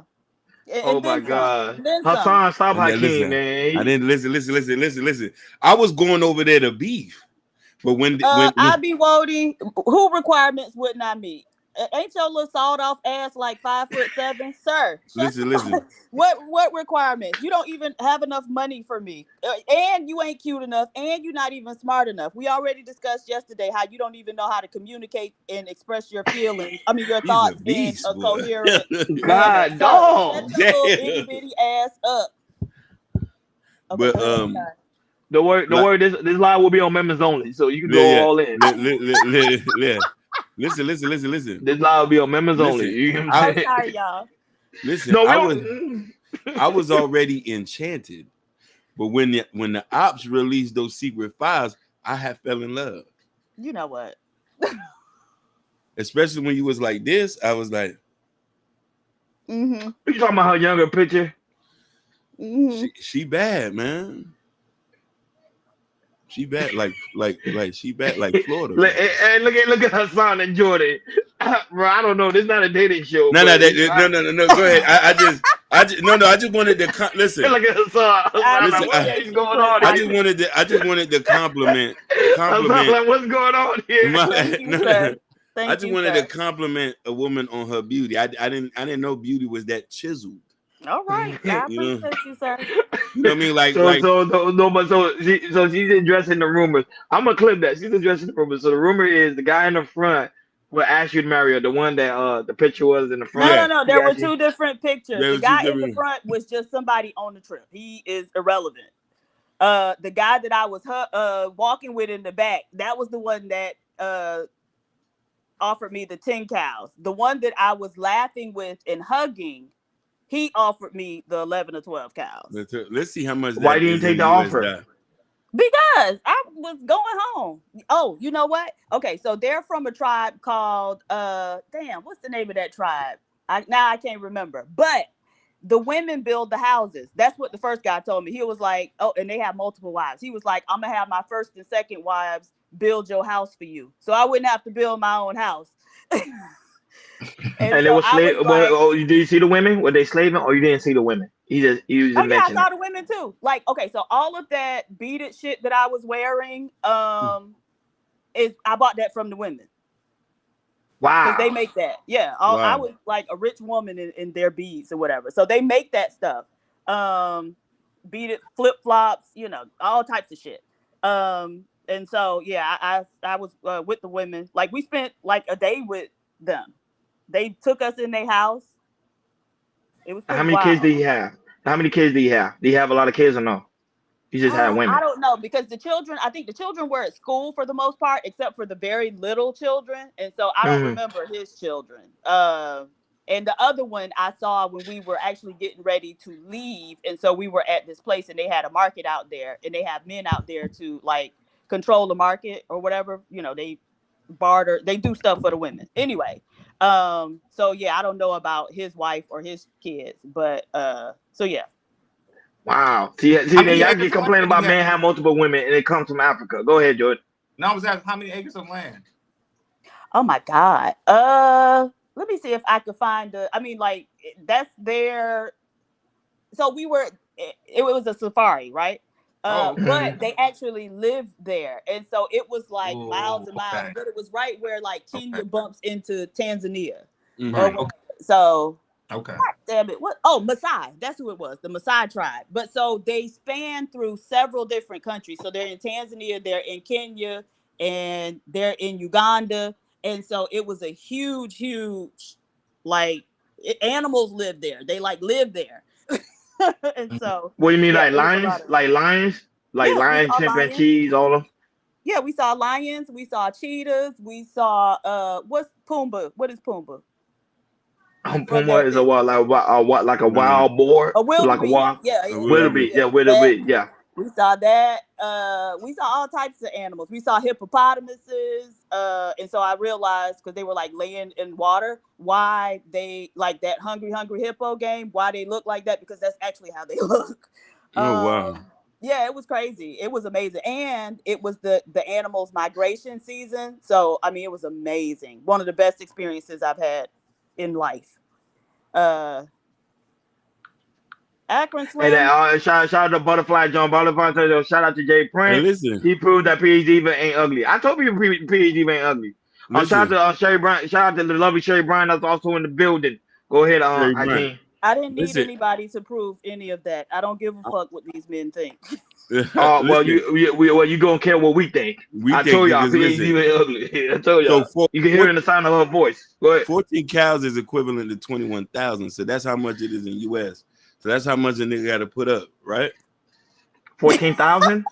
No, 21,000. That's how much. For 14 cows? Yeah.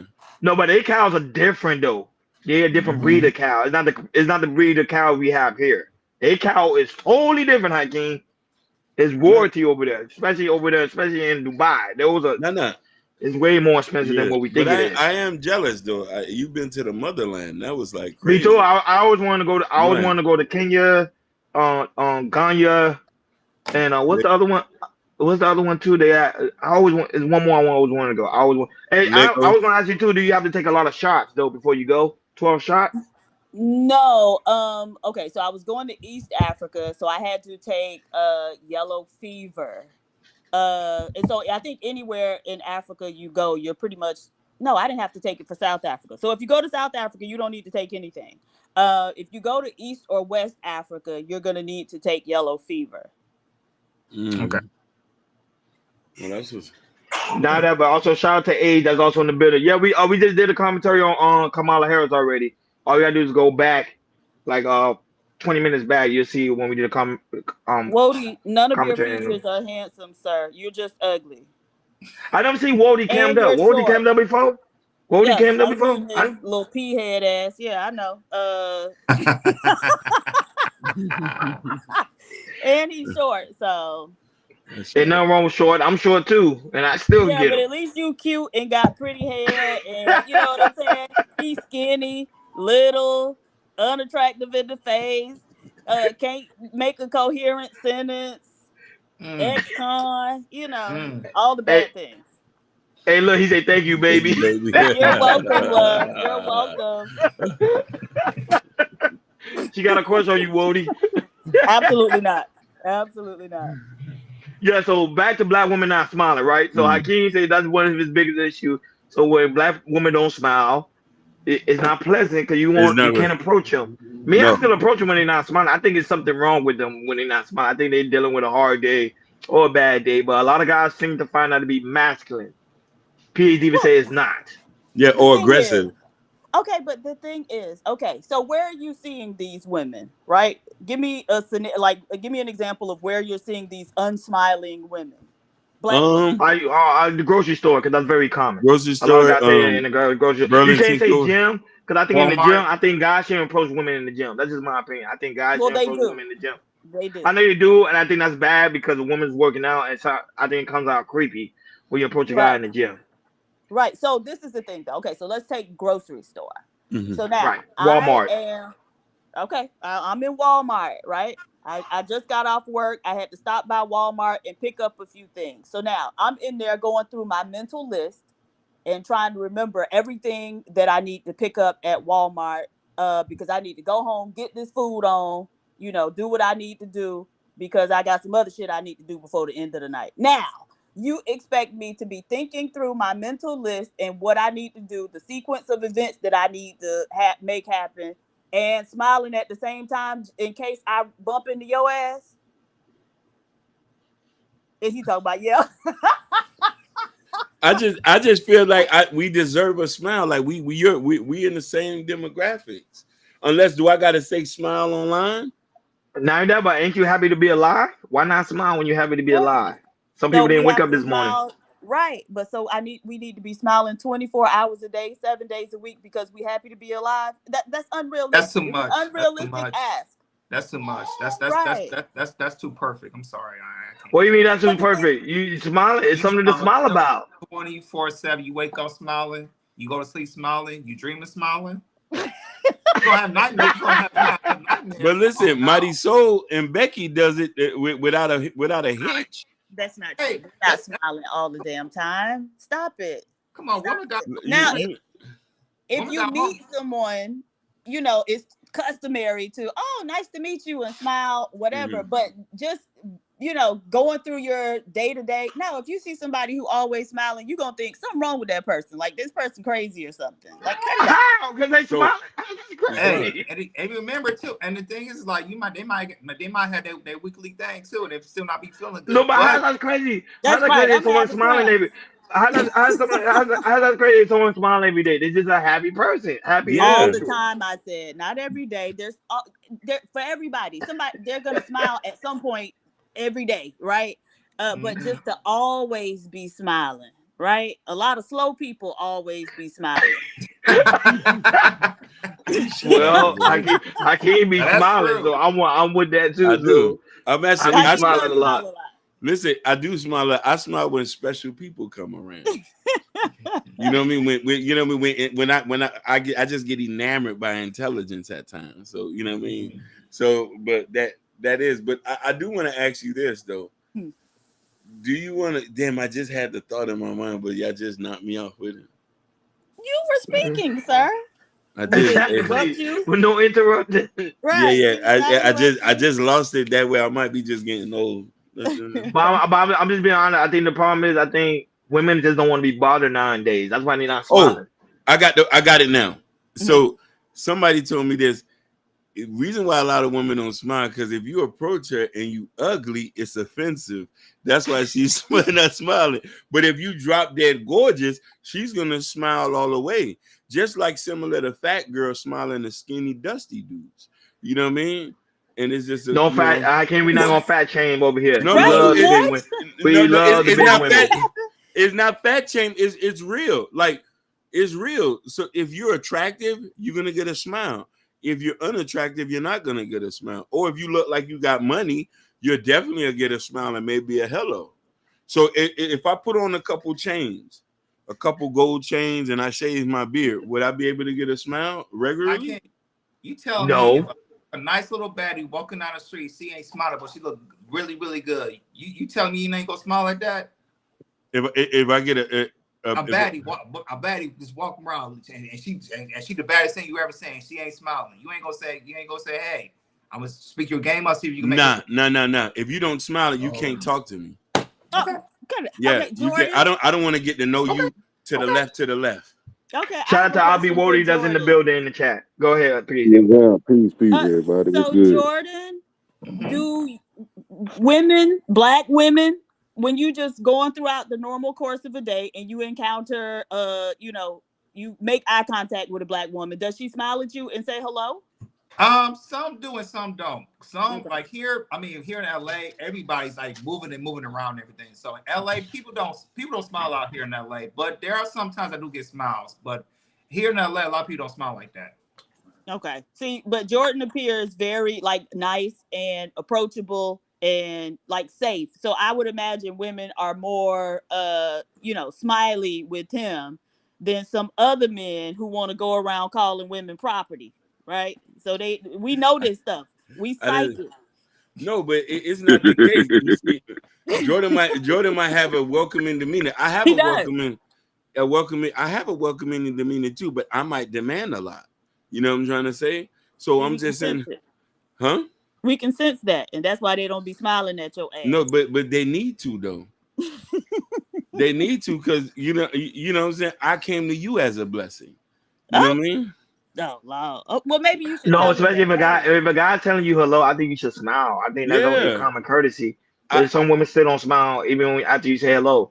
Like sometimes when you go and tell somebody, please, if that never happened to you before, you tell somebody good morning or blessings and abundance, they don't say anything back, and you say, I'm never gonna talk to you ever again, or tell you good morning again. That's rude, right?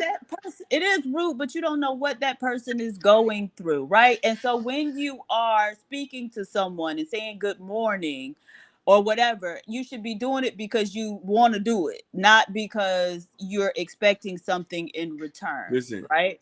If you got a mean mug, I'm walking away. I'm not saying nothing to you. Like Definitely, if you look Steve, mad, right. I'm staying 50 feet away from you. I've learned my lesson. You know what I mean? But I just be trying to understand that the women who God had given to me, when I look at them and we had the same skin complexion, it's always a mean mug. But the mixed breeds, the Mighty Souls, the Khadijas, all of them are smiling. They say, "Hey, how you doing, Mr. Hakeem?" And I'm like, "Hey, how's it going? I'm Kool-Aid the Kool-Aid." When I used to hang in the city tough, a lot of the girls went and smiled. They say, "Nigga, who you looking at?"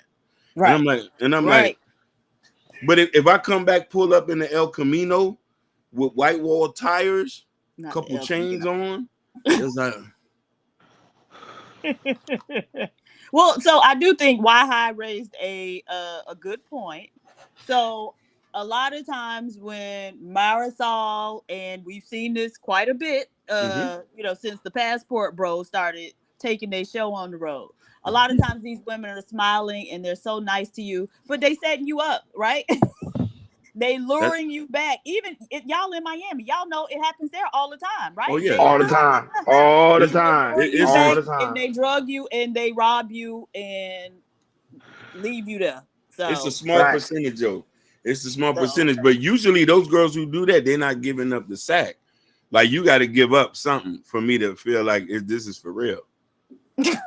Like I need the whole pack. But some guy, but remember, if guys looking for a woman to be that have that femininity, some guys don't really care about it. Remember, some guys just want the company of a woman. I keep telling people it's not always about sex. No. The company of women is not enough. Prove to me that this is what you want. I need skin in the game. But this is just a woman that you met, and she's smiling at you and being pleasant with you, right? Yeah, correct. Right. So now how we getting skin in the game when your first? See, this is your problem. First, all you wanted was a smile and a hello. Now the lady got to put out and get skin in the damn game for your ass. Like, cut it out. No. Listen, PA Diva. If it escalates from there, like if we take it outside of that smile and it's a smirk or welcoming, like, hey, talk to me. You in? I can't. You know what I mean? Like then, you know what I'm saying? This is why I'm a little bit older now, so I don't know what choosing signals are anymore. Hakeem, it's easy. Hakeem, if you can get a woman to laugh, you're in. Simple. Not really, because when you make a woman to laugh, then I might say, "Hey, what's the expectation of us?" Like now but they can be laughing out of common courtesy, even though the joke is not funny. Oh, well, go ahead, Hakeem. What you say? What you said, Hakeem? She's trying to say. What I said, hey. But Hakeem, I don't know. Y'all can read, but it's body language you can read. If you know that woman smiling and her body language is open, I was like, okay, I got you now. It's over. So, just to reiterate what PhD, I said that this is why I don't know what choosing, because I'm gonna say, hey, what's the expectation of us leaving this place? Are you serious? See, and this is why we don't smile at you. You see, that's the thing. You don't go at about that, Hakeem. You just talk to him, and then all right, I'll holler at you later. Leave him lingering, make him think about you.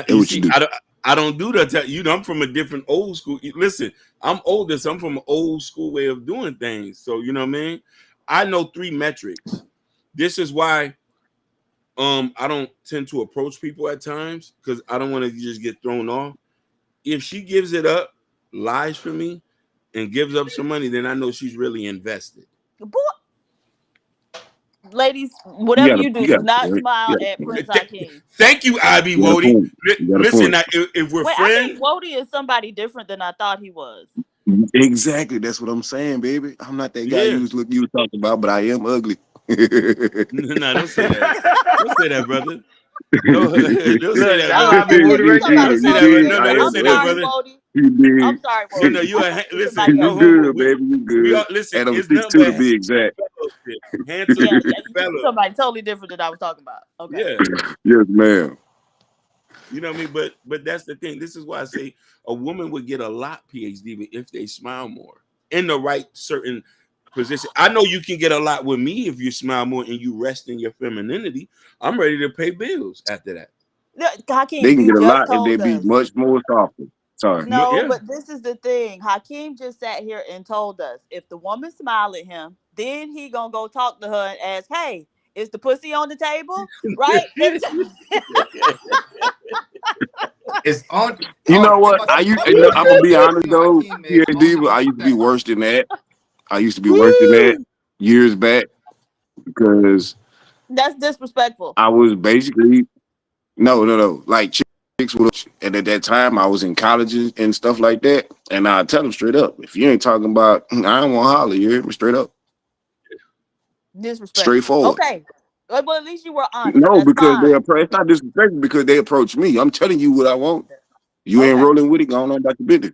Hey, absolutely. You was honest and okay. But he want women to smile, and then when they smile, he gonna go talk to them, and then it's like it's never enough. He keep trying to push the boundary. He need more and more. Now I need you to But come up here's off the some thing. put If some you can skin make in the her game. smile and laugh, she got. I don't do that. You already have to come to me smiling and laughing. Right, sugar bum. Who want to smile at weirdos? You know what I'm saying? You know what I mean? So this is why, like, I've removed myself out of the dating scene for quite some time, because I need to get synced back into know what's choosing signals, what is, you know what I mean, stuff like that. Because, you know what I mean, I'm talking and I'm trying to, you know what I mean, I'm trying to. There's no such thing as a choosing signal. You just go and approach the girl you want to approach, big dog. Like, that's it.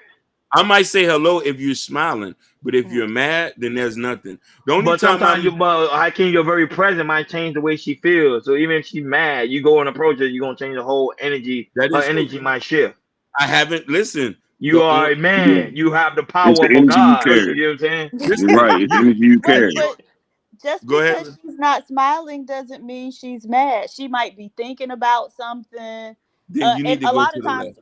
women use the straight face as armor, right? We going out into this world, we we trying to just protect ourselves and just let me mind my business, go handle my business and make it back home. Listen, and I get that. You are right. Now that we're not going to overlook. There are some instances, and we covered stories here where a girl can just go to we covered a story here a couple years ago where a girl went to the liquor store. Guy spoke to her, and she politely said yes, and then she said, "I'm just going home," and he attacked her. So you are correct. Yeah, in New York. New Yeah, York. in New York. Right. You are attacked, That's but why go ahead, IB1. Yeah. I encourage women to carry knife, anything you can carry Me on too. your I always person, tell them. whatever. Carry. Please carry. I tell my Please sister carry that. I tell something. all of them that. Yeah. Carry something. I always tell them that it's very important. Mine I can't don't know leave why the these house women don't without want to it. carry. She can't leave the house without it. And for her very keys, she important. got a little thing with points on it. You can stab, scratch, poke, whatever you need to do. No, you got a point. So I do agree with you, PhD, on that. In certain instances, you do have to be very careful. I try to tend to recommend if you go to a place and it's a group of guys, that I just won't go there. I'll just go somewhere else. You know what I mean? But I do feel that there are instances in certain places that I think a smile is warranted. Okay, where are those places? At the job. What? Lower, Man, get out of here. Listen, at the job, lower down your guard. You know what I mean? When you're working, or you know what I mean, if it's at a function that you know what I mean, I might just be a friend of a friend. I would want you to smile. You know what I mean? Sorry, this is crazy. I Sorry, can't sir. crazy. Work ain't the place. Work ain't the place. You can't shit where you eat, baby. You can't shit where you eat, baby. No, you're right. But if you listen, if you at the cash register at Target, and I'm gonna need you to smile, because here in Miami, the girls here don't smile at the register. I always give them the belt every time I come up there. Boy, leave them damn women alone. They No, No, listen. to me, I think the worst is the DMV. The DMV is the worst. The Right, DMV, the women do not smile at all. That's not what they there for. When I call your number, bring your ass up here. No. And bring your paperwork with you and let's go. This is customer. So he said, I'm too entitled. Maybe that might be it. Yes. Maybe that might be it. I am from Florida. I don't know if that Hell nah, Florida dudes don't care if you smile or not. What you mean? Listen, I might think I don't that care if a plays- woman smiling or not. Now I'm about to meet you and Listen, me. I'm always 'Cause I ain't smiling. smiling either. Huh? I'm always smiling. I'm always putting my best foot forward. I'm always trying to be a gentleman. I need a woman to be Ruth. I need you to be Ruth. Stand, like sit right by where you sat where Boaz was when he's there. What you said? Don't nobody know about no damn Ruth. Huh? Don't nobody know nothing about no Ruth. He said Ruth. He said Boaz. He talking about the Bible. No. I'm talking about Ruth and Boaz. I need you to sit where Ruth was sitting at the foot of Boaz. I need you to do that. Boy. And I'm metaphorically speaking now. Okay, I'm with Sugar Bum. He's a weirdo. He will get cussed out. No, but listen. And that's the problem. The mouth is the problem most of the time. What's the matter? If you're bothering someone, she shouldn't cuss you Oh, out. that's a different story. That's a different story. Okay. All right. I missed that part. My apologies. Don't get me wrong. If she's smiling, I might approach her. I might say, "Hey, man, you look nice today." You know what I mean? The other day, I told a girl walked by me in her perfume. And I said, "Whoo, shit, damn." Yeah, that's always the catcher. That's always the catcher. You know what I mean? I'm like, "Damn, mama." She said, "Thank you." I say, "What does that say? Velour 7.2?" I'm like, "It smells nice on you, baby." You know what I mean? But I let her do. But I said that, but she didn't really smile all the way, so I didn't want to take it further. Good. If she would have gave a whole smile, I said, "Hey, is it okay if we go for a cup of coffee?" Right. And so women that's still why do she coffee didn't dates? smile all the way. No, I hope Women not. No, it's PhD, mandatory. you want to do a coffee date? PhD, you want to do a coffee date? So if No, a I guy don't approach you, drink PhD, coffee. I don't. I know, but you still want to do that. You know they got tea. A smoothie. I don't want Starbucks got tea. Listen, PhD. Starbucks has terrible tea. Listen, PhD. First date with us, it has to be mandatory smoothies. Mandatory. Jordan Kennedy says, "I can't never gonna get married." No. Listen, I'm gonna get married. Listen, I got to order. Jordan, I can't never gonna get married. I get it, I can, but your options are so limited. How? First is coffee. Jordan said, "Your options so limited. It keep getting smaller and smaller." Right. It's like your thing is so small. Oh, we gotta do this. Well, we can do this, but we gotta do this, and that's it. Nothing else.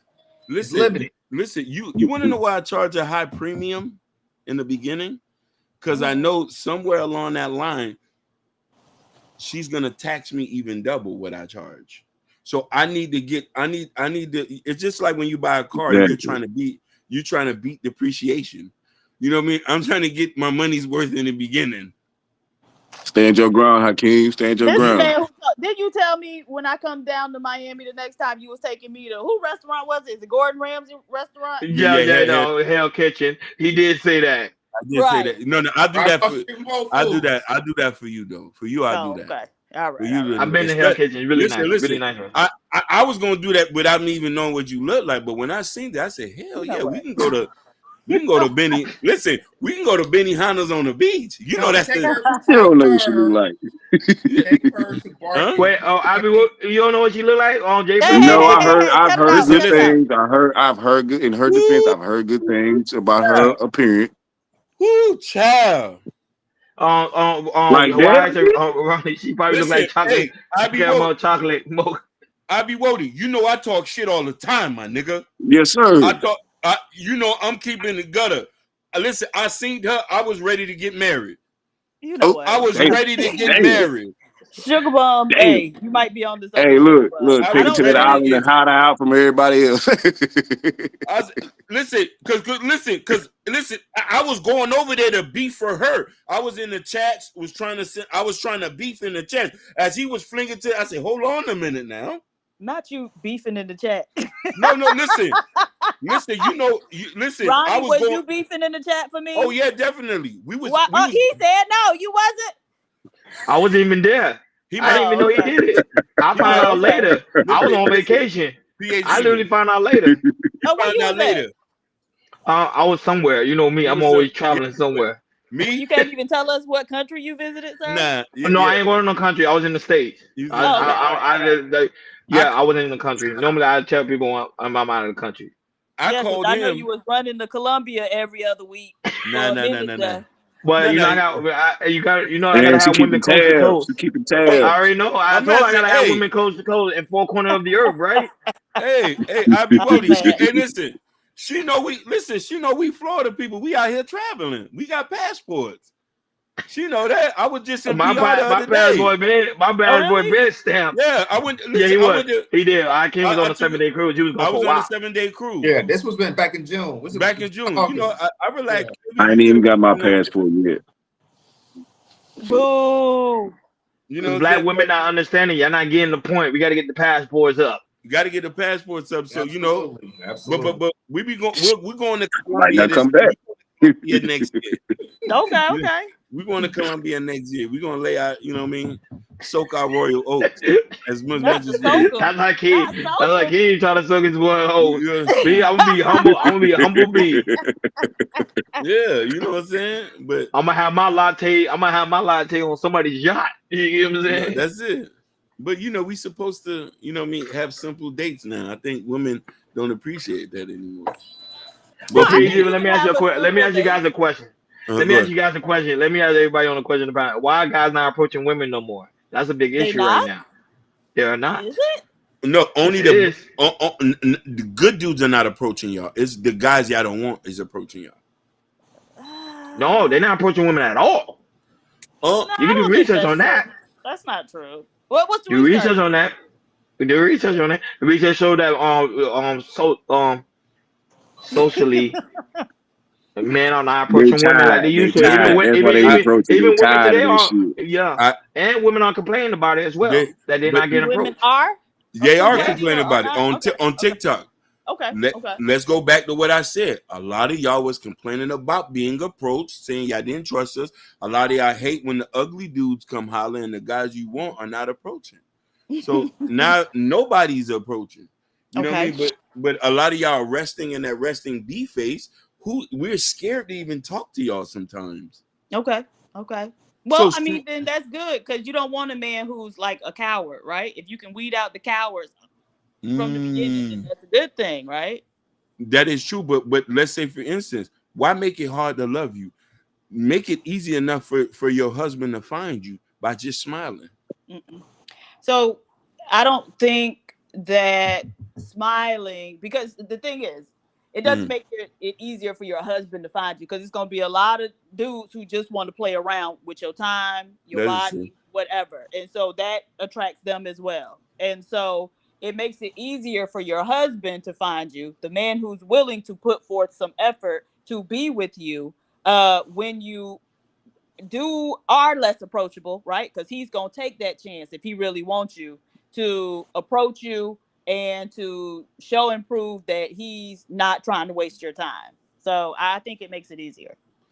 So you're saying that if she's mean-faced, that he should approach even though she's mean? No, what I'm saying is, if a man is truly interested in a woman, her having a straight face is not going to deter him from approaching her. I'm scared. I'm sorry, I'm scared. Okay, well, I mean, you might be scared, but a lot of men will not be scared. You know, and that's why the dirtbags are still getting those type of women, because they're not scared. Listen, I think I'm not start being scared and approach. Yeah, I ain't going to Bassinet Street. That's not my type of caliber. Like, I'm not going there. She said third ward. She said third world. Oh no. Yeah, she talking about you go to a third world country. No. No. I thought she was talking about third ward, like Bassinet. Hey. What is third ward? What? Third ward is in what? New Orleans? No, third ward is in Houston, in like Bissonnette. Bissonnette is not in third ward. That's what I thought she was talking about. You see, I'm logistically even off in Houston. But yeah, so stop expecting these women to smile just because you want them to smile. Leave these women alone. I can't help it, man. This is just how I was raised. You know, I grew up around Mighty Soul all day, and Mighty Soul was. How about Marisol? Listen, you know, I want somebody. I want somebody that has the same kind of skin complexion as me. Yeah, remember Hakeem's pro-black PhD. We should know that by now. You should know that. Okay, baby. So Hakeem, if you are pro-black, then you shouldn't have any problem. Go and find the head wrap sisters who are also pro-black, and they're gonna smile at you all day, and they're gonna call you king. No, I don't like that kind of pro-black. Oh, come on! I like the girls who have her hair pressed down into a bang, press it down to a bang. Who like to get their hair and nails done. You know what I mean? I'm pro-black. I don't need you to be pro. I just need you to be black and fine. You know what? That's all I need you to do. Is you want a girl with a little bit of spice, like PhD, but yeah, black and fine, a little bit of spice, and intelligent, and somebody who's gonna give me a run for my money every time, so I can say, "Girl, don't talk to me like that." So you like to be abused? You want a woman to abuse you? Anybody got time for that? Listen, got listen. time for I that. ain't got time for a woman like I ain't that. got time for that. We'll be arguing, making makeup sex all Listen, the time. We'll be arguing. I'm not and gonna lie to you. Hey, makeup who? Makeup what? Shit. Hey, I'll be Ron. back. Makeup sex all the I'll time. be back. It'll be a real toxic relationship. Hey, Right? Ron, ain't nothing wrong with a little bit of abuse. What you mean? That's dysfunction. Listen, listen. You sick, man. See, he looking for the ratchet. That's what he looking for. not I keep the looking for the ratchet. ratchet. Listen. I thought I came into the ratchet, and then I came really into the ratchet. No, I'm not into the ratchet. Listen, I'm not gonna sit here and lie to you. And occasionally, I might like to be challenged sometimes. You know what I mean? I ain't that type of guy. Don't try to challenge me on. You know what I mean? He's not gonna put down that fork. It ain't gonna turn out fine for you. Hakeem, what do you mean by that challenge? What do you mean by that? You know, a woman who have her wits on her, who might think she knows more than me, so I can try to break her down. I can't get into that toxic for real, huh? Yep. No. And I'm he just want to try to break somebody down. Yes, he is toxic. Cut it out. See, they stuck on the wordage of breaking somebody down. Thank you. It's not really What does that breaking you mean? down. It's really just guiding you into your placement. Y'all That's need to toxic. be guided No, into it's y'all not. own placement. Hakeem, I'm gonna tell you this, Hakeem. In order to be a good husband, there's nothing wrong if a woman has a little more information than you. It's not wrong because you can use that to your advantage in a way, and you can make decisions. That's all. That's it. Yeah, but I do think that you want to know something. I think maybe since I'm very overly, maybe I can say I'm very dominant at times, and maybe sometimes I could be an egomaniac. I do like somebody who stand their ground and not let me like run all over a little bit. Great leaders. Come here. Great leaders have great representatives and great generals. True. Just I'm just letting you know. So Great, good husbands have good wives. Wives that is true. Listen, and you make the decision. I need you to have your wits on you and to be submissive at the same time and go get me a fish sandwich. Boy, look, okay, so Sugar Bum said she'll smack you up and take your money for you. Listen, that won't happen. What you need. That will happen. No. It's gonna have to be a tug of war for that. It's gonna have to be a tug of war for that. But how can you want to curse a woman out? You just want the woman to smack you inside of your head, like no. He said, "Look, why hustle her can't get a Lexus 500 BMW and say women love riding and stuff." You are right, but I'm getting a hybrid though. So they make hybrid in all those cars. No, but electric and also Mercedes too as well. But I want you to love me for what I got now, not for what I can provide. But I didn't know you into toxicity like that. A little bit. I learned something new. He talking about a little bit. A little bit. I'm not gonna even lie to you. I shouldn't even reveal this because I know this is gonna be time stamped and clipped. It is gonna be time. If you know Ashton Williams, if you know Ashton, you know Ashton's watching. Best believe that Ashton's watching. Best believe that he's not in the chat, but best believe he's watching. You know, they will clip it. I hope they send it to that dude who ate you up. Oh no! Oh my God! Whoa! Yeah, dude went in on Hakeem. Them niggas, hey, they was cooking me for a whole month. The comments was. It's on YouTube. It's on YouTube. I'm gonna send it to him. You know what? And because he always pop up in my feed. I'm talking about like I was crying. I was crying like in the quiet. I'm like, damn, I ain't know them niggas. He really don't like Hakeem. He don't like. No. I thought I was afraid when I saw the video. I was like, he really don't like. No. Listen, he was really upset. I didn't know that I got under his skin that much, so he must have been raised by a single mom. That's what it was. But yeah, that's what it is. Remember them dudes? Yeah, them dudes. That's how they feel, man. You know what I'm saying? saying? They were really upset. Hey, Ron, read the private. Go ahead. Okay. But peace, everybody. I gotta roll out, man. Appreciate y'all for having me. Hey, I gotta send it to you. I'll send it to you. No, it's good that you, man. You know you're welcome at any time, nice family. to meet you. I'm gonna find it. Nice to meet you. I don't know the guy's name. No, public offender. Yeah, that's his name. Public offender. Yeah. Public offender. He made some money. He made some money. He made a lot of money off of Hakeem. He made. And I told Hakeem he need to do a reaction to it. He don't want to do it. No, and listen, please. I got more clips on there that's making more people mad. I got No. more clips up there. Let's Wait, No, but do a make that reaction to Wednesday him because he's a big channel. conversation. Yeah, he's like a big channel. Shout out to Sugar Boy for that because I was like public defender. He really went in. I'm like, God, no. Yeah, listen. He said, yep. Listen, if Sugar didn't tell me, I wouldn't know. Listen, that's the second clip PhD Diva saw of me. She said one came on her Facebook page. And Yeah, I'm I like, didn't we see ain't a even, clip to you. One came you on see? Facebook. I say, look at And how we- he has. we ain't even friends. That's the No, crazy. no. Yeah, because you viral. Remember, it's viral. Yeah. Over 10K views. It's viral. So over 10K views. So I be talking shit sometimes. I get a lot of people. My mama even told me stop making videos. Listen. Listen to your mama.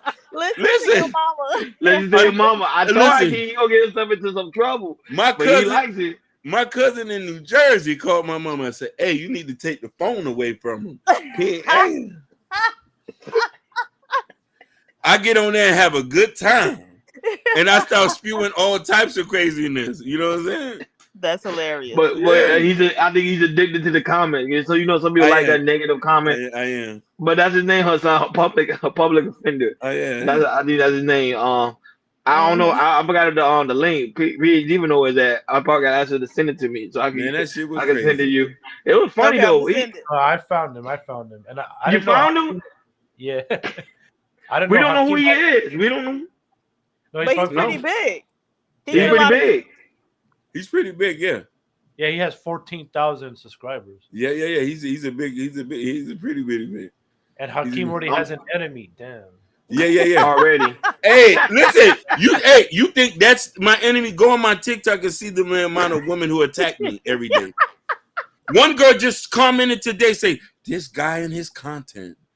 She was mad. She said, stop coming up on my feed. I say the most wildest stuff online that people don't Nobody got understand. at the same time. Even though they hate you, they can love you at the same time. They do. Keep that in Like, mind. a lot of people support what I say, and a lot of people say this dude's crazy. You know what I'm saying? So Oh my God. I always be like, Hakeem, shut up. yeah. Yeah, she always say that. She always say that. She said, she like, look, the chat was just, no, it was nothing but women in there. They were going in on women. Hakeem. Yeah, I looked at the live feed. I was like, yo. No, we look. got no women over here. I told her, attacked- yo. Hakeem, do you know what the problem is? Mm. When people see you, they say, "Oh, this guy's like an asshole. Like I Yeah. can't smile at this person." No, That's why that no is. one- yeah.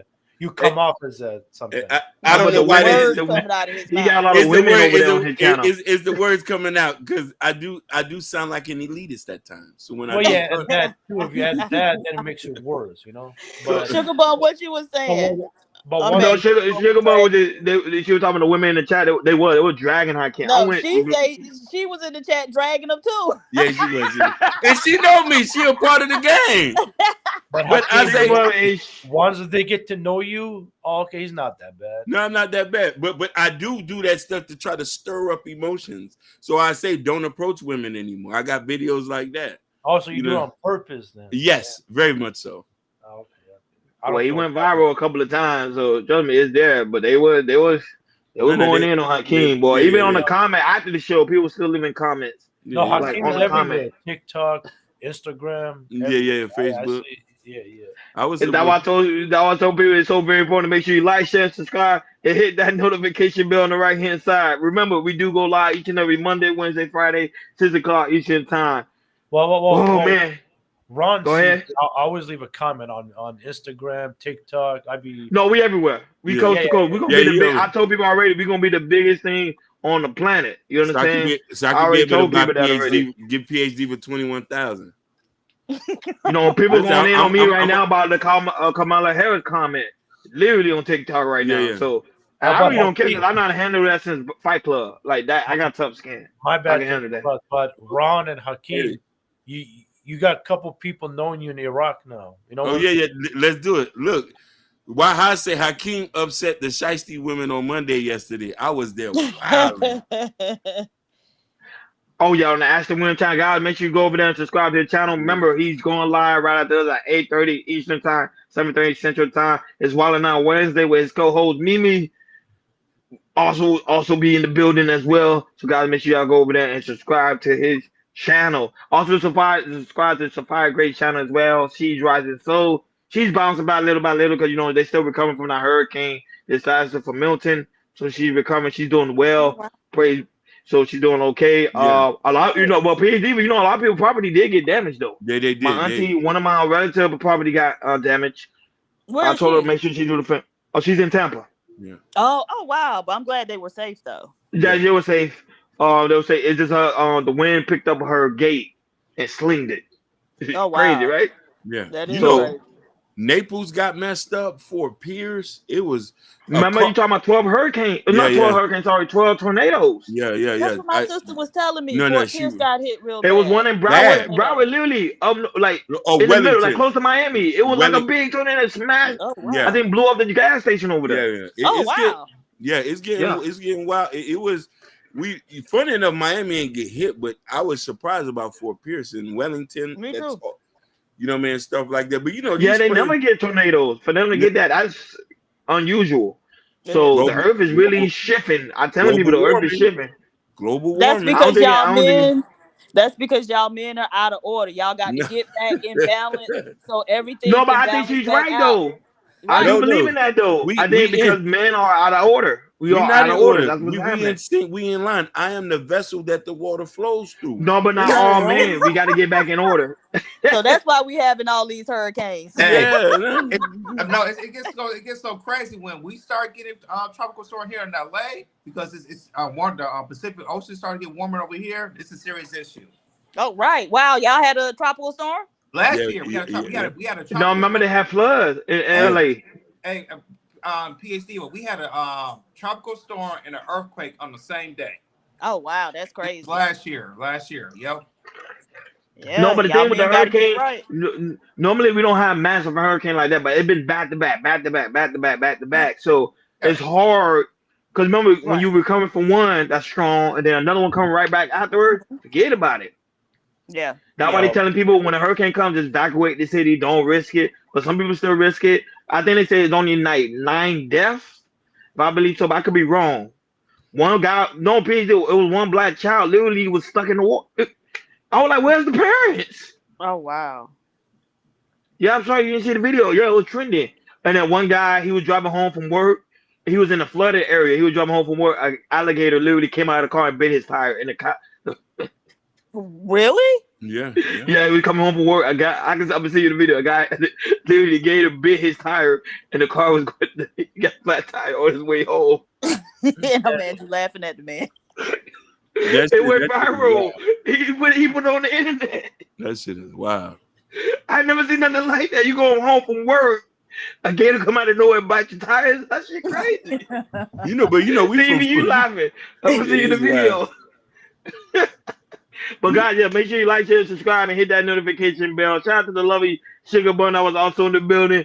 The lovely Bobby Bryan that was also in the building. The lovely Sherry Bryan, who also was in the building. Also her son Scott. Shout out to Wyatt High, who also was in the building. Abi Wody, greatly appreciate you, big dog, for being on the panel. You, Hassan, thank you guys so much, guys. Make sure you subscribe to Hassan as well. Because I got the same name. I know you know Hassan Campbell, you know what I'm talking about. I got the same name. Make sure you subscribe to his channel. Make sure you put your channel link in the chat on Hassan so people go ahead and subscribe to you. Subscribe to the channel. He does great reaction to other people's videos. Really, really dope. So guys, make sure you go ahead and subscribe. Of course, Supreme Guys PhD, but don't have a channel. However, you can catch her over there on Saran channel, Solution Based Game. She be over there. Oh no. Down. We need to be corrected. It's the Wildest Wake Up Show. No, that's just for the wake up. That's in the morning, but he's still solution based. This is okay. That's it. Yeah, cause you always hashtag solution based. When I can make enough, I'm gonna take her away, man. You know shout out to Butterfly Jones, also in the building. We need a powerhouse like that here. Real quick. Yeah. I know it's been an hour ago, but explain to me, how in the hell am I a United States property? Can you explain that? No, he was joking. No, we are United States property. It's in the law. So when you become a United States, look in the law, United States citizen, you are a property of the United States. When you become a United States citizen, huh? Like you can just Google it. Yes. You know when you go in other country, you get stuck. United States have the right to go. That's why they got the right to go get you, because you're a property of the United States. And they'll leave. I'm lying. I'm not saying that. It just sounded funny. They go get you. So what he's talking about is the United States is a corporation. It's not a country as we think of it, right? And so rather than being citizens of a country, we are property of this corporation. And so, you know, they talk about when you're born and they give you a social security number that, you know, kind of stays with you throughout your life. That's how you're tracked. And apparently, the United States corporation makes money off of us in various types of ways. So, yeah. Okay. Yeah, which is good. I always say, as soon as you denounce being a United States citizen, that's it. You don't want to do that. That's why you say, don't do that. They have the right to come get you. Literally, I promise you. If I Not get all stuck the time. somewhere, Yeah. not all the time, but they do have the right to come get you. Well, it depends where you go. If you go to North Korea, Cuba, and Russia, then no. So Right. So PhD, but Sugar Bun said I need to come on the what? Y'all not gonna drag me? Nope. Come on. We would love to have you, sir. All right, I would The hope. panel be full. It be like it be people waiting to 'cause go on that I panel. haven't got, you know, me rubbed elbows with Sharon in there, but I know you ain't gonna let nobody hurt me, would you? I don't think Hakeem got tough skin. I think you should. I know Hakeem gotta learn more from Ashton before you go over there. No. You gotta have tough skin. Listen, Cause you got Lee over there. You got the other guy, Sharon's cousin over there. Oh yeah, Brownsville. Yeah, Brownsville. Wait, So you can't Hakeem, talk that crap. Hakeem, you never been on Sharon panel before? No, I never. I just only go up there to support. You got Fatty, Akon Ali, Ray Midnight, Bomb Jerry. You got the elites over there. I come you over gotta there to have tough support. skin. Ron, you've been up there, right, before? I've been up there. You know me. I only go in there to support PhD, but I be in the comments trying to get her attention. But other than that, No, I'm gonna be looking. I I but always come up do on the panel. If you come over, come on the panel. He did. He had like Hakeem comment one time. I saw him highlight. Yeah. She don't know No. because you don't have no picture. He said I Prince don't have no Hakeem. picture. I can't. Yeah, I didn't put no picture, but I put some cash apps up there. No, super chats up there trying to get your attention. But yeah, Okay. showing some love. You know, I'm coming over there to show her love. You know, I you know, but since that's a homeboy, I got to start caring about him now. Yeah, so come up on the panel. All right, I'll come up there. But shout out to the. Y'all can't call me no rim bro though. I'm not no rim I bro. can't promise you what they gonna call you. No. I'm trying to tell you, you gotta be. That's the big dog. You can't be scared. They call you something. You gotta be strong. I'm in the outer rim. They And can't call me no rim Hakeem, bro. Okay, If I'm you gonna go let them up know. there- Don't call you a real brother. Yeah. Hakeem, if you go up there, make sure you have solutions. Just don't go up. There is no. Right. Listen. Hey, listen. Hassan, I am the solution. Uh-oh. I am the solution. So when I'm coming, Just let me know you go over there so I can be on standby. Yeah. Let me know when you go over there. I might listen, bro. I might need you as the extra clip because I'm a little bit worried because I hope Sugar Bum and PhD even don't let them drag me up there if y'all love me so much because I love y'all. Sugar Bum's a liar. Sugar Bum gonna drive the crap out of you in that chat. No. I'll put a hundo on that. I'll put a hundo on it. Depends what you said. I understand that because I can feel I'm gonna get attacked over there. No, I'm gonna try to protect you. I'm gonna tell Okay, you, thank hey, you. this is Prince But- Hakeem. Yeah, And make but- sure when you put your name on in the thing, put Prince Hakeem, the solution. Okay? solution. The solution. The solution. I'll do that. I keep not gonna do it. I keep not gonna do I'm it. doing I promise you gonna stay in the chat. Since she said it, I'm gonna do it. Prince Hakeem, the solution. Hey, shout out to the mom, mother, Natasha Vincent, also in the building. I come in quietly with the church fan. Hey, Show's over, baby. Also make sure you go to Chaos Culture Radio in the description where you can find the Chaos Culture Radio T-shirt, the Chaos Culture Radio hat, also the Chaos Culture Radio coffee mug. We got the sweaters, so guys, we do got the sweaters for the winter time. So make sure y'all go for those that's up north. It's gonna get chilly, and they say there's gonna be one of the coldest winter ever. Supposedly, that's what they're predicting. Yeah, that's what they're predicting. So It's that guys, make every sure you get That's every year. Do they But say get that your every sweater. year? Every year. They do say that every year. Also, get your sweaters, get your mittens, get your hats. Chaos Culture Radio, we have it. So go ahead. But Hakeem's still working on the jacket. Not the mittens. No, I'm gonna say that it says it's gonna be hot. One of the hottest years every year. Oh, nobody did because Miami it was at 110, I believe. So that's so crazy. Yeah, it was been really bad. hot in Miami. No, really, Jordan, it was really hot in Miami. I believe you. It's been real bad. PhD, it's been bad. Over here, you lucky you ain't here. Y'all should be cooling off now. No, yeah, she did. Yeah, we cooling off. We cooling off. It's cooling off, and they say it's gonna be one of the coldest winter in Florida too, as well. They're predicting that as well. It's getting, but I don't feel the chilly. I think it's wonderful right now. Right now, it's beautiful. Yeah, y'all be it's living beautiful. From like we be living. October Yeah, to April. Y'all be living. Does it be cold where you be at? Nah, no, not really. Unless it's something unusual happens. If it gets cold, it'll be in like February. But I'm finna start coming down there actually quite a bit because this is the nice time of year. So okay, perfect. Oh, rich lady. So yeah, I'm about to winter in Miami. Winter, like, I was about to say she winter. When she said that, I was like, "Whoo, child!" I couldn't even spell winter at one So point. when you winter in Miami, who watch over your property? Oh, you got property managers. I got managers. Okay. Or a manager. So let me tell you something. If you got all this, let me help you with an heir to leave that to. You know what I mean? Because you like, I know you ain't trying to leave that all to your sister and your sister, her niece and nephew. No, I got nieces and nephews. No. Listen, have one. It could have one. I can help you. It could be Diva Hakeem, and we could just pay somebody. Pay somebody on the birth of your child. Some women do that. No. She it's just not don't even want the birth thing. It's the what I'm gonna do with it after. Can I go drop it off to your mama? Your mama gonna keep it? My mama would keep it. My mama would keep. Matter of fact, if you don't even want to be, if you don't want, I'll take it 100%, and you can go. Okay. Right. Whenever you want to come visit, you can come visit. All right, we got to get some lawyers. We got to get the paper signed. Right. No, listen. This word you said. Listen, I am the vessel that the water flows through. My word is my bond. Word is bond. I'll keep the baby for you, baby. Go to Chaos Culture Radio community tab. In the community tab, we can find Prince Hakeem book, Black Love. Support the Black out there. Support him. He's working on another book. Hopefully by the end of this year, he should be done with that book. Because of PhD, but the book I'm working on is because of PhD, but because she was jabbing at me. She said, "Y'all at a 4th grade reading level." Yeah, so listen, I made a special book called "Raising Kings" for Black young boys because she was like, she was at my head. So don't worry. No, but I heard in Baltimore. I heard in Baltimore they're paying students to stay longer in school. I think they're paying them to stay longer in school so they could get after school program so they get more education. I don't know if it's in Baltimore. Is it in Baltimore? Why I gotta have supervised visitation?